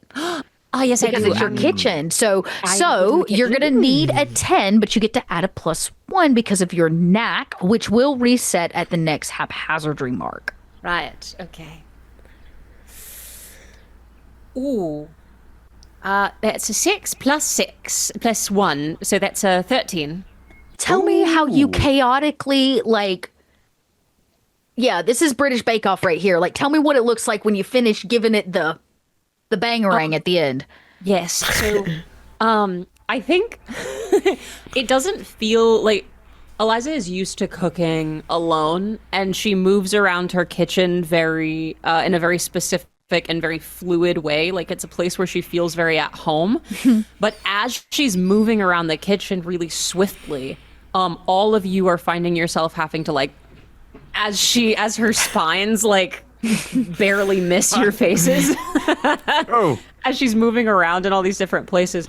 And when the cake is finally finished, it's this like gorgeous, beautiful cake with a little spot on top for a flower where like, but you look around and like Eliza is completely covered in like jam and frosting and raspberries or strawberries. It's and just like all over you. There's flour dust. yeah, and like all of her spikes have like stuff on them. Like I think she's like picked up some detritus from the kitchen and possibly from some of you on her quills. Oh, and with dear me, I I'm afraid imagine I'm a a bit of a big mess. flourish of some kind of like snappy, poofy final drizzle of strawberry, whatever. The cake is complete. Gorgeous. It's roughly about 3 a.m, between 3 and 4 a.m. You have about 2 hours, we'll say 2 hours and some change to get this cake all the way into town and onto the train. We've got to get the flour too. And you've got to get the flour. So time is of the essence. You have successfully done it. It's a beautiful cake, and you know it's going to taste good. Perfect sponge cake, perfect preserves, really a full representation of what makes the RiverBank great. You have to get it there. Well, all we have to do is transport it now. And I believe that should be easy as well, the words escape me, but well, let's get this cake on down there. This is cake. Who's carrying it? Well, as the tallest member here. And with opposable thumbs. Yeah. Yes, the one with opposable thumbs. I guess Miss Hedgepig does also have a thumb like digits. Yeah. Right, but I think this seems like a job for a big, strong fox. Strapping gentleman. No offense, my dear, I would be afraid that you would pierce the cake. No, none taken whatsoever. I can't tell you how many flans I've deflated in my day. Not the flan deflation. Oh. Given up on making them entirely. Yeah, just flans. Yeah. So, Do any kind of peat or anything either. all right. So it is a pretty straight shot. It's a well-traveled road. You're not going to deal with any like ruffians, but it is late, or should say early, right? The sun has not risen. It's still very dark outside. And with all the hustle and bustle of 7 hours of cake making, you have completely forgotten about the Biscuit Bandit. Well,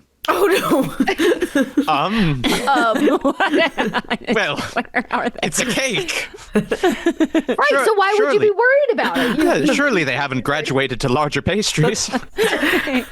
Plus, there are many steps in between biscuits and cake. Yes. So you're Got here 100 in pounds. Tippy Connect, and you're headed down here to the village, which in all essence is in fact London. You don't have to go far. There is a main road. There's a couple, like a bridge you're going to have to cross. So you can go south and take the bridge over this way, or you can take the nearest bridge and go down the main road for the majority of it past, Old Mill Lane and some other things like that. So the question to you is, how would y'all like to get there? Do you want the easiest path or the longest route? I think the easiest path. Easiest path? Okay. Yes. So, For me. yeah. So you're going to there's a bridge just nearby that basically cuts you across. That means then you just have a long straight shot. It's just an open dirt path that's going to take you Perfect. there. But you should make good pace. It won't take you 2 hours to walk it. Right, and I'm sure nothing could go wrong. I'm sure Well- nothing could go wrong. I believe this way, perhaps we will not run afoul of anyone destined to object to the usage of ingredients that we have set for ourselves. Yes, such as we- people spilling from Toad Hall. Yeah, at this point, your sister's definitely, well, she may not be aware that you snuck in the house and stole her preservatives because they did a pretty good job covering their tracks. But she would be home now from her recital for sure. In fact, she's probably yes. sleeping soundly in her bed. Well, Edmund, because you have the deed of carrying the cake, you have to make the roll. Yes. So we have to see Jolly good. how this goes from Right. from point A to point B. And considering the fact we only have 1 minute left on our haphazardry timer, I think I'm going to go ahead and draw to set up the scene as to what could be. Oh no. Oh. Okay. Someone gets antsy. For all characters with intrepidity of 7 or higher, any rolls involving your AP range use animality points regardless of the deed. So regardless of the deed itself, you have to lean towards animality, which means the excitement is getting to you, and it's not getting to your necessarily better half. It's beginning to make your feathers twitch and your whiskers itch, and you're getting antsy, and the fur is standing up on the ends of your bodies. It's your more animal side is coming out for the whole lot of you, and part of that is because at this early hour, even the cows nearby are sleeping. It's quiet. You can hear the bugs chirp, chirp, chirp, chirp, chirp, chirp, and somewhere on the wind, biscuits. And Edmund, as you maybe shiver a little bit, I am going to go ahead and have you make this roll to carry the cake safely and soundly. Absolutely. Thankfully, my intrepidity is only at a 5. Okay, so it does not apply to you. Hopefully, there's not too much jumpiness for me. I will be using my sense for this role. Okay, so this is you keeping an eye out, ears alert, all of that jazz. Absolutely. This is quite a walk here, though there's no bad weather, and you are taking a road, so I'm going to say you probably need a 7. A 7. Perfect. Easy. This should be easy as a... Well, the word's still not coming to me. Well, that is an 8.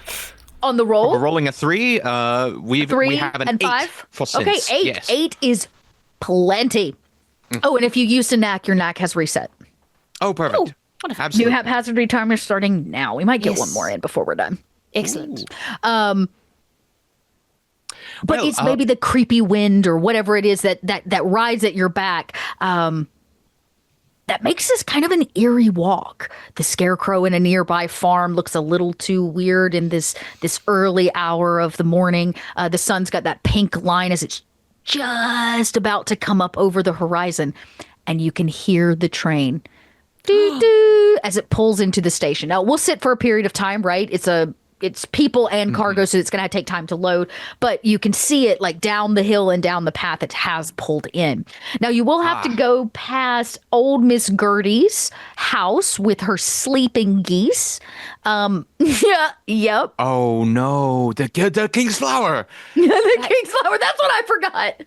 Ah. Yes.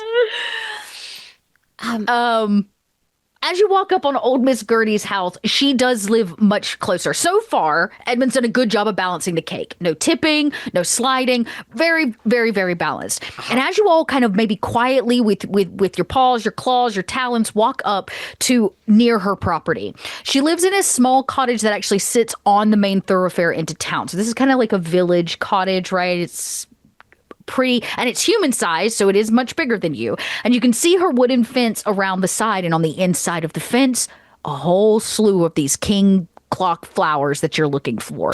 But all amongst them, sleeping with their necks at weird angles, tucked in to their, their wings or whatever, curled around one another, are these horrible geese. And because these are lowercase animal geese or lowercase g geese, you know that they are particularly bad-tempered. Not ones to be reasoned with. No, they're currently all asleep. It's very early in the morning. As the three of you, imagine, stand on the side of the road. Edmund's got the cake. You just have to get the flour. Well, I am a bit familiar with these kinds of geese. I suppose I can try and sneak my way in and pluck one flower. Two, it would be nice to have a backup, but I'll be honest with you, my dears. I'm quite afraid. But I'll do it for the king and for each other. Yes. Remember, at the end of the day, you are a fine monarchist. For king and country. Now, the reality is, even though you're a pigeon, you're actually roughly the size of an average geese. That's actually about your size, though you aren't shaped at all like a geese, okay? So it's very comedic in its own right. Now, can you fly? Do you have the gift of flight? I do have the gift of flight. So there is the option of flying up and over and trying to maintain like some distance and pluck it from above. No, there's nothing stopping you from that. You could attempt to walk your way into the gate. Are you going to wake him up? You tell me what the approach here is on getting these flowers. I think I would like to fly over and try and so you're not going to land. You just want to get you're going to use. I can't really. It? Yeah, I'm just gonna use my little tiny feet. Okay. So you do have flying. If you have wings. Innate peculiarity and the snack, you can fly. Okay, you are capable of flying unencumbered for up to a mile, for a quarter mile. So here's the thing.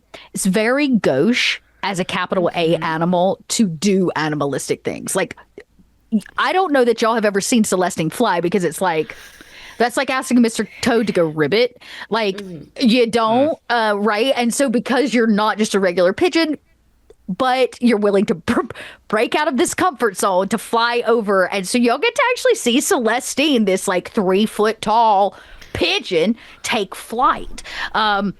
And because turn of around. Please don't stare. Please don't stare. I've never wanted you to see me this way. We won't stare, but do you need someone to climb up onto the fence just to watch out for the geese or anything? Yes, if you can keep your eyes on the geese and not on me. I shall please, I beg of you. I will not look at you. Although I imagine you are quite majestic, and I shall climb on top of the fence to look at the geese to make sure that they are not accosting you, my dear. Now, the reason, Celestine, this is particularly embarrassing is because any kind of dress, shawl, cape that you were wearing over your arms must be removed for you to be able to use your wings. So there's this little bit of you're having to not completely undress, but you are going to have to derobe your shoulders and your wings to actually catch air under them to make this happen. So it's even worse as everybody kind of turns their eyes and we see this adorable little pigeon cloak or something go over a nearby railing. How embarrassing. And you look around because it's super early. None of the shops are open, nothing nearby. Nobody can see you except for maybe a sleeping bull across the street. I am going to need you to roll for this deed. I believe that because you have this peculiarity, you can use this to basically make this rather easy for you. So I'm going to, you have the peculiarity and the snack. You can, let me make sure there's quarter mile when carrying something. Okay, so in this case, it's just a yes. Yes, you do it. The question is, do you wake up the geese. So I'm still going to need a roll from you. So roll to see which one you get. Pother. Pother. Pother. In this case, I think this is going to be a bit of... This is clever pause. This is clever pause, as we call it, because you're using the cleverness of your prowess. So, I'm gonna say there's a lot of geese sleeping here. There's a lot of geese. Here's the question: how many are you trying to get? You want just the one? We're on limited time. I think just the one. Just need the one. Okay. Well, then it will be a much easier roll. You only need a 6. I've got it. Without the roll? It's enough? My pother's a 6. Ooh. Then tell me what it looks like as you take flight, you hover over, you get what you need, and you come back. And pother's like the chaos, right? Yes. So it's just like get up and I'm going, but it's been a minute, so You're like a little... so I just sort of you hear like a soft like and like, I get up high enough and drop down and I grab it with my claw and maybe drop that a little bit, but then catch it again, and I hurry and I like also like hit the fence when I come over. So yeah, you trip a little bit. tumble a little bit over the fence. I'm like, look away, my dears, look away. As you kind of kick up some dust and you like right yourself, and maybe you're quickly slinging the cloak around. You can see in her wing, she has this 12-point flower that's going to go on your cake. But the little stumble out of the gate did in fact wake one of the geese, and the geese is like, oh, and then wakes another geese, oh. And they all start kind of waking up. It's like 4:30 or 5 o'clock in the morning. And from inside the cottage, you hear old Miss Grundy muttering under her breath. And she's clearly coming to the door with probably a broom or something, concerned that somebody's maybe trying to rob her. Yeah. And you actually hear her like, already stole my biscuits, as she kind of comes to the door. So I'm going to need all of you to make a run for it unless you want to be caught. No, let's run, please. The camera pans and Edmund St. Andrews is already down the street, like with the cake. Like... Edmund, wait! We must put the flower on.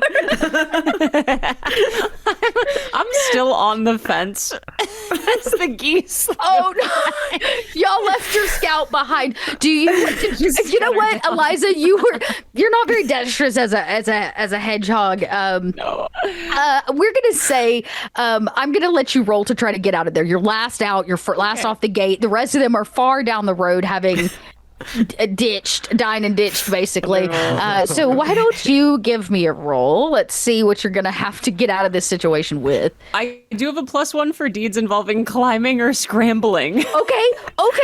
So I'll give you the +1 towards this, so you'll get to add it. Let's see which one, because this is definitely scrambling. Intrepidity. Okay, so you're going to be using your intrepidity, your boldness, your gusto, your gumption. I don't have much of that. With a +1. So in this case, to not be caught, it's the same. It's probably a 7 because the geese are already up. Right. Yes. So I have to roll a D6 plus. Okay, you need 2. Was that with the +1 that I gave you 2? Yes. Great. That's a 1. Ah! So I think what I would like to do is to summon a bit of pother. I will substitute my pother stat, which would then make it an 8. That will do it. You're going to, because of the scuttering, It's the sheer panic. It's like opening up a door and all the mice scutter under, into shadow, or like the panic of an animal, a dog getting caught doing something he's not supposed to, chewing on slippers. The scuttering of this is going to move you 1 point down your animality, closer towards your animality. As y'all watch Miss Hedgepig, all four scutter as fast as possible. As you look behind you, she's coming. She a coming, but it's not. There's nothing. There's nothing pristine about it. It's definitely the scuttering of the most animalistic side. As you can see the silhouette of Miss Old Grundy in her door frame with like a broom that's like, "Get out of here, you kids! Stealing my biscuits!" Kids, I've never felt so young before. As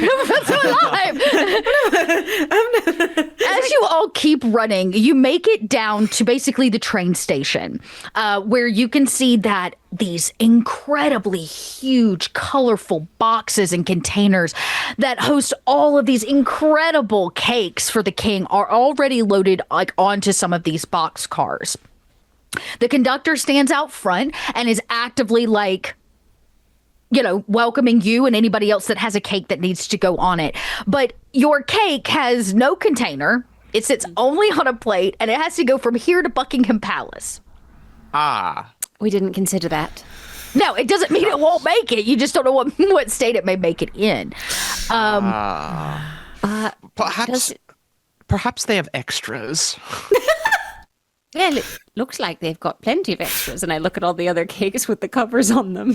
You're going to steal somebody else's box. You also know they have like little letters that go with everything, little like stationery, like saying who it's from. Right. Question. Right. Do we believe our dear friends, the anti-monarchists, have finished their cake? They may have, and then Did they continue? Pardon the indelicate expression, but we could kill two birds with one stone. I cannot believe this is the second time that someone has used this quite vulgar phrase. That's actually, yes, you're right. I'm so sorry. It's actually terrible.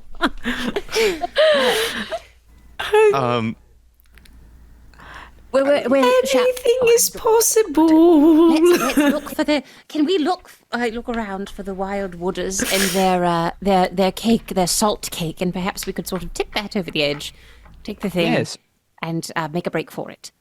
And I actually have to have you roll off the pother table since that's what you chose to do. I realized we haven't had to do that yet. I just have to find it here in the book because I don't think I marked that one. Let me go back to my table. Pother table. It's a special one that basically says because you chose to go about it this way, there gonna be some. Here we go. So summoning pother, page 76, everybody. Yes. Okay. 76. That was definitely probably just a clever pause because you're trying to get in and out, right? So do me a favor and roll. Actually, I'm going to call this attention because you were trying to stop attention from coming to you. So roll me a D4. Oh? That's a 1. I believe just Eliza Vanderpig. Vander Hedgepig. Yes, I'm so sorry. Yes. Miss Vander Hedgepig for having chosen pother over... Oh. Yes.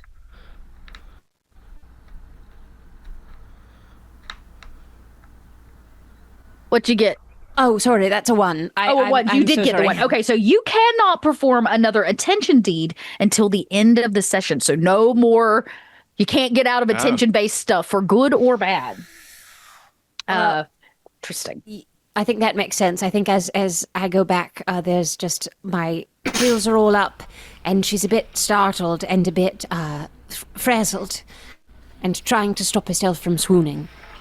Now, the engineer or the conductor, whoever's standing here greeting you, this gentleman is a human, though there's nothing hostile between humans and animals. We accept each community. We each make up a piece of this beautiful place we call the RiverBank.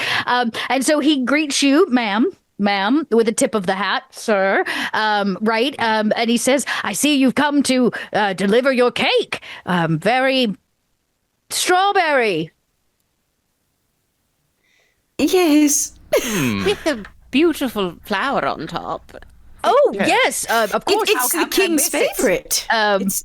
It is. flower. The king's. He's in fact clock. I didn't know the king had a favorite flower. How very interesting. Well, I guess there's some things that we animals just happen to know.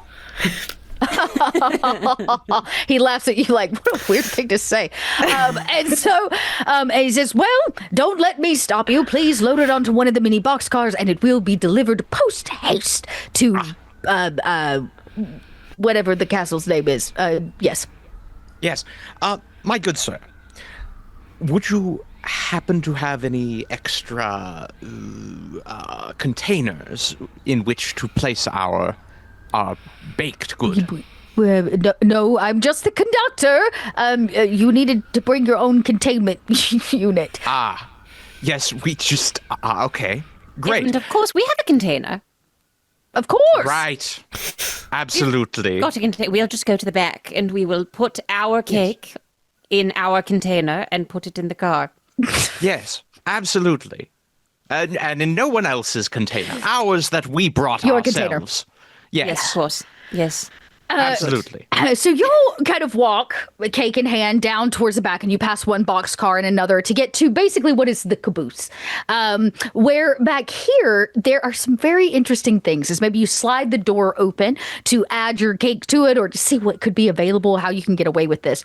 As you open the door, biscuits fall out in mass. Like a whole collection of them, as if random biscuits from all over the riverbank have been just flooded inside of this boxcar. And when you open the door, they spill out all over the place. Are there any strawberry jam biscuits? Yeah, yes. Your sister's biscuits are in there. Miss Hedge, your biscuits that were missing are in there. Yes. Please, all we must focus. Oh, have we found the shambler? Is this where the biscuits were going? Is the conductor the shambler? He was acting rather strange. The ghost is here. From inside the mound of biscuits, which for all of you at home that aren't British, that's a cookie. Lots of cookies, okay? Something stirs. Heavens. South Creek Shambler? Is that you? Hello, Come Mr. out. Ghost. Or Mrs. Ghost, I'm sorry. Do y'all like Biscuit lean banding into the fiend. boxcar? Yeah, I'm intrigued. Okay. As you kind of lean in and you draw close, hello, you can see that whatever it is kind of rustling from underneath this massive mound of random biscuits. And from it pops a rat.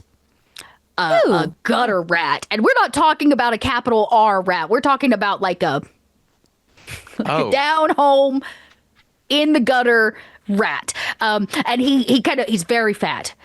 He's very fat. And he's sitting there and he pops out and he's munching on one of your sister's strawberry biscuits. And clearly having brought stolen biscuits from across the riverbank, you don't know for how long. And because nobody else wanted to put their cake on the caboose, nobody's opened anything up back here. And you see it like...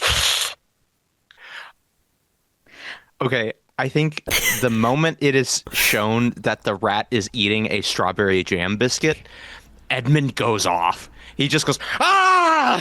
And launches himself at the rat. Okay, what do you do with the cake? Because you were holding the cake. Oh. It's...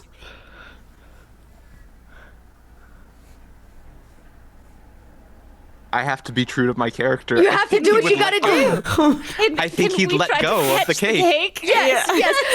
You lunge at this rat who's been stealing everybody's Fiend. biscuits, and the cake goes it stays perfectly stacked, plate and all, just up in the air. So I will allow Eliza and Celestine to reach to grab it. My goodness, roll to see which random stat you're going to use to try to catch the flying cake. The cake's just slow motion. You're just I'm using intrepidity. okay. You don't have above a 7, do you? I do not. Okay. I'm using charm. Okay, this is gonna be intrepidity and charm. This is clever paws. Okay. Man, It's flying through the air, and you have to catch this cake Spider-Man style and make sure it stays stacked. That's pretty hard. For the first time in this game, I'm going to go over a 10. I'm going to say this needs to be a 12. Ooh. All right. If I ruin this for all of us. Oh no! What'd you get? 13. Oh, no way! Yep. Okay, what did you get? You got it. I have a 10. Okay. 13. I imagine, Celestine, your wings go out and you dive and you skid across the ground and you miss it by mere inches. And out of nowhere, it's the same feeling like when that woman was going to get run over by that carriage like yesterday. Just something in you rises to the occasion. And you make a rugby dive to catch this cake, and your little tiny hedge pig paws catch it just in time as it hits the ground, and you and your dress go like sliding football style across it, but the cake stays unharmed. You actually did it. There is it's not really a help action. What it is you all can work together, but the scale of what you need together goes up by like a lot. So you can do a group roll, and I could have said, okay, well, y'all need a 16 or a 17 to catch it together, but you got to work together to make it happen. So in this case, I called just a single one for each of you. But Celestine, your dress is all now dirty. Eliza, your dress is all now dirty, but the cake remains. As we see Edmund dive face first into a mound of biscuits, trying to get revenge on. Have at you, felonious fiend! Yes, cookies and things are spilling out everywhere. The question is, you hear the train like zoot zoot, give its kind of like final toot toot. Edmund, we must go. We must put the cake in the car and go. You must leave the biscuit rat alone. Are you trying to actually catch him? I can't catch him. I've got a cake. Okay. What? You Oh, the cake! turn and look. Cake. And you don't know when it left your hands or how, but you have, I will say, managed to catch this kind of oversized rat, maybe by the belly or the scruff, and he's kind of, hanging there with his belly bulging. He's still got like crumbs of cookies on his face. My question is, do you want to roll to catch him, or do you want me to just say you catch him, but there's a catch, if you would. There's a little extra. Oh, ooh. Oh, well, in keeping with the game, I gotta roll for it. Okay, so let's see if you actually do catch him then. So go ahead. So that is going to be another sense roll. Okay. Which makes sense. Your senses to try to get him. He's a very small creature in a very large mound of cookies. Excuse me, biscuits. So I'm gonna probably say you probably need a 6. You probably need a 6 on this. Easy. My sense is a 5. You can do it. Don't mess it up. Oh, I got a 7. We're good. You dive in. Now the cookies and biscuits go like spilling out of the boxcar everywhere, all over the place. And as you come up, you have this little by the scruff, and he looks real guilty. He's like holding, a cookie. Some shambler you turned out to be. And he goes real slow to like put more cookie in his mouth. I slap his hand. Yeah, and he drops a cookie, and he's like, he's not rabid, but he's like ugly cute with his little pot belly, Guy. Yeah. What a little scamp. Yes. And you look him in the eyes, and there is something kind of devilishly cute about him. And he looks you in the eyes and kind of stops hissing for just a second. And then he does that thing where he's like, please, I'm an angel. Let me go. He like looks cute. Listen here, you. I will make a deal with you. You put this biscuitry business behind you.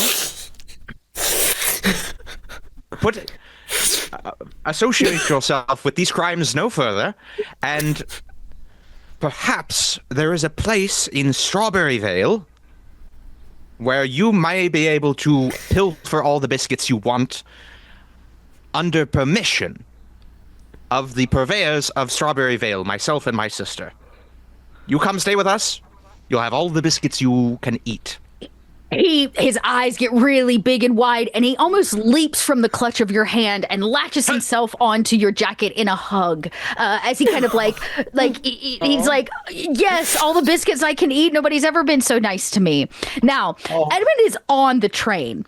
Celestine and Eliza, you got the cake and you're standing on the platform and you hear the train.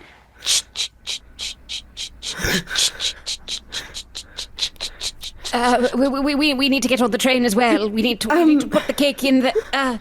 Yes, I have an idea, and also Celestine is also has really sad eyes, and is just like, I'm so sorry, my dears. I'm just quite disappointed that it wasn't a spectre. I'm sorry. And it is so devastating. and so I don't know how fast this could happen, and what the role would be, but I feel like just with an apology, just being like, I'm so sorry, my dear. Celestine just grabs one of Eliza's little things. You just pluck one? Yeah, and sticks it in the cake to keep it together. Oh, like a toothpick! Yeah. Yeah! and then I guess, I don't know, I feel like the role would have to be to try and make, I don't know if I Okay, so here's what we'll do. The train, but we stab the cake so it's a little bit more structural. Yeah. And I'll say for free, you can hand it off to Edmund, who is on there with his new rat pal. Yes. Okay? But Celestine and Eliza, you're going to have to make the run and jump onto the train. Right. Yes, of course. If you want to go with everything. I could never miss the king's birthday. Of course not. I must be on this train. I need a roll from both of you. Let's see what you have to work at here. We must attend. Is there any way I could help? You either get the cake or they have to make the jump with the cake, which makes it harder. So you get the cake for free if you want to save the cake for Okay, it. take the cake. Okay. It's all about the cake. We must take the cake. I plucked my dear friend, and it cannot have been for nothing. So this is I have considered a valor. Let's see what kind of valor y'all are facing here. I rolled a 3 for pother. A pother, okay. I also rolled a 3 for pother. Okay, so it sounds like it's all chaos right now. It literally is just get on that train however you can get on the train. So go ahead and I'm going to say the cake's not in your hand. It hasn't reached full speed yet, so you're going to need an 8. Okay. Is this another thing that I could use the +1 to climbing or scrambling Yes, that are feats of valor discretion? I mean, and it's an innate peculiarity, so I can use it multiple times Over for and over haphazard. again. That's correct, yeah. So in this case, I'd absolutely say you can take the 1. Oh, wonderful. Okay. I don't think there's 11. anything to add to this. Oh, that's plenty. Oh. Just make it with an 8. Ooh. Okay. Well, Miss Hedgebig scrambles once again. Maybe that animalistic side coming out once more. Quick dive onto the train, and as it we see Celestine, I imagine, flapping wings to try to get enough air to get forward. It doesn't matter if anyone's watching, dear. Fly. Everybody on the train is watching. This 3-foot pigeon try to catch the train, and Celestine, you make it onto the final cart just as it leaves the docking area and actually opens up into open track, and the train now at full speed. The 3 of you make it on board. The cake is safe. You actually have a fair share of large collection of cookies and a new rat friend on the way. And for the first time ever, you're maybe even leaving the riverbank, taking the train straight to Buckingham Palace. Oh, just in time for the last haphazardry card. This worked out marvelously. Well, We have the a weather little abruptly gets better and stays that way. The mist and creepiness of the ghost story that has haunted you all for maybe 24 or 48 hours seems to be lifted by the humor of knowing it was just a rat stealing everybody's biscuits along the way. And as you get towards the palace, it's a sight to behold. Massive and beautiful, people dressed to the nines, incredible masks, the whole 9 yards. And you're able to present the only people who came with their cake You, the three creatures of the riverbank, and your rat pal are going to be able to present the cake itself. And the king, after doing so, tells you that he's impressed with the bold statement of bringing it yourself and the extra cookies you brought to give to the poor of London to go along with it. A true charitable act. That's exactly what we did. A true charitable act, and he's never seen the likes of. And regardless we love the pores. of the quality of the cake, though he does tell you he'd like a regular order of this strawberry jam for, you can tell your sister she's now got a regular fulfillment to Windsor Castle. And you're all Yes, able to actually absolutely. stay and celebrate. And the next night or the next day, you can take the train home and let everybody, including your appalling relatives, know you won the medal for the creatures of RiverBank. Ah! Yes, That will very show good. my dear sister. And with only biscuits for the poor. biscuits for the poor. Biscuits for the poors. That is actually going to wrap us. We're very, very close to time, and we have to roll into our closing ceremonies here very soon. So you're going to get to see more of me, so I'm not worried about me, but I want to go around backwards here from the order you introduced yourselves and tell everybody one more time who you are, where they can find you, and maybe wish Kobold Press a happy 20th birthday. We're 20 years old, y'all. Yes. Do you need a cake? We I have one. It has a quill in it, but it's Little sharp, but happy birthday to I you. think, Imani, that makes you up first to tell us who you are, where we can find you. Yeah, I'm Imani Russell. I'm so happy to be here. I always love playing with my friends over at Mage High Five. Go follow them. If you would like to keep up with me, I'm an actor and I'm a singer, and you can find me on socials at Imani the Cowboy. Very nice. Thanks for having me. Yes, of course. Thank you for being here. It was great to play with you. Casey, I think you were second, so you're second again. Sure. Well, thank you for having me, and happy birthday. And I'm so happy to be a part of this. My name is Casey, and if you want to follow me, your best bet is to follow the Mage Hand account at Mage Hand High Five on Instagram. I'm super not online, so the best way to reach me is probably to send a letter in the mail to your local grotto. That's probably where I'm living. Note taken. And Rowan. Hello, I'm Rowan McStay. Ooh, the regular voice feels weird. I know now. It's so much lower. Yeah, I'm also on Mage Hands High Five. Thank you for having us, and a very happy birthday to Kobold Press. We're so happy to have you. If you want to find me, I'm at rowan.mcstay on Instagram. I'm also not super online, and it's just like a lot of pictures of our cats who were in the background today. But we are also on Mage Hand High Five on Instagram. Nice. All right, everybody. I'm Dot. You know who I am. You're going to see me here in a second for the closing ceremonies with our very own founder and CEO, Wolfgang Bauer, who is coming out of his hiding hole to come and close us out for the weekend. We will be announcing the total amount raised for Tabletop Alliance, and we're going to be announcing the giveaway winner from our organized play, who will receive a beautiful, I say beautiful, it's actually really cute and funny, Kobold Dice Tower made by Found Family Adventure Crafts, who has been a supporter all weekend long. So we're going to announce who that person is. Our GMs and players from Organized Play are going into a pool for being pulled, and only one of you, unfortunately, gets it. But you can go check out Found Family Adventure Crafts to get more of their stuff. And this is your last chance to go grab something off the website to donate to Tabletop Alliance, or you can go right over to their website now and do that yourself. I would suggest picking up the RiverBank book via the QR below, because that seems like, the smartest thing that you could possibly do today. And then we'll make that donation for you.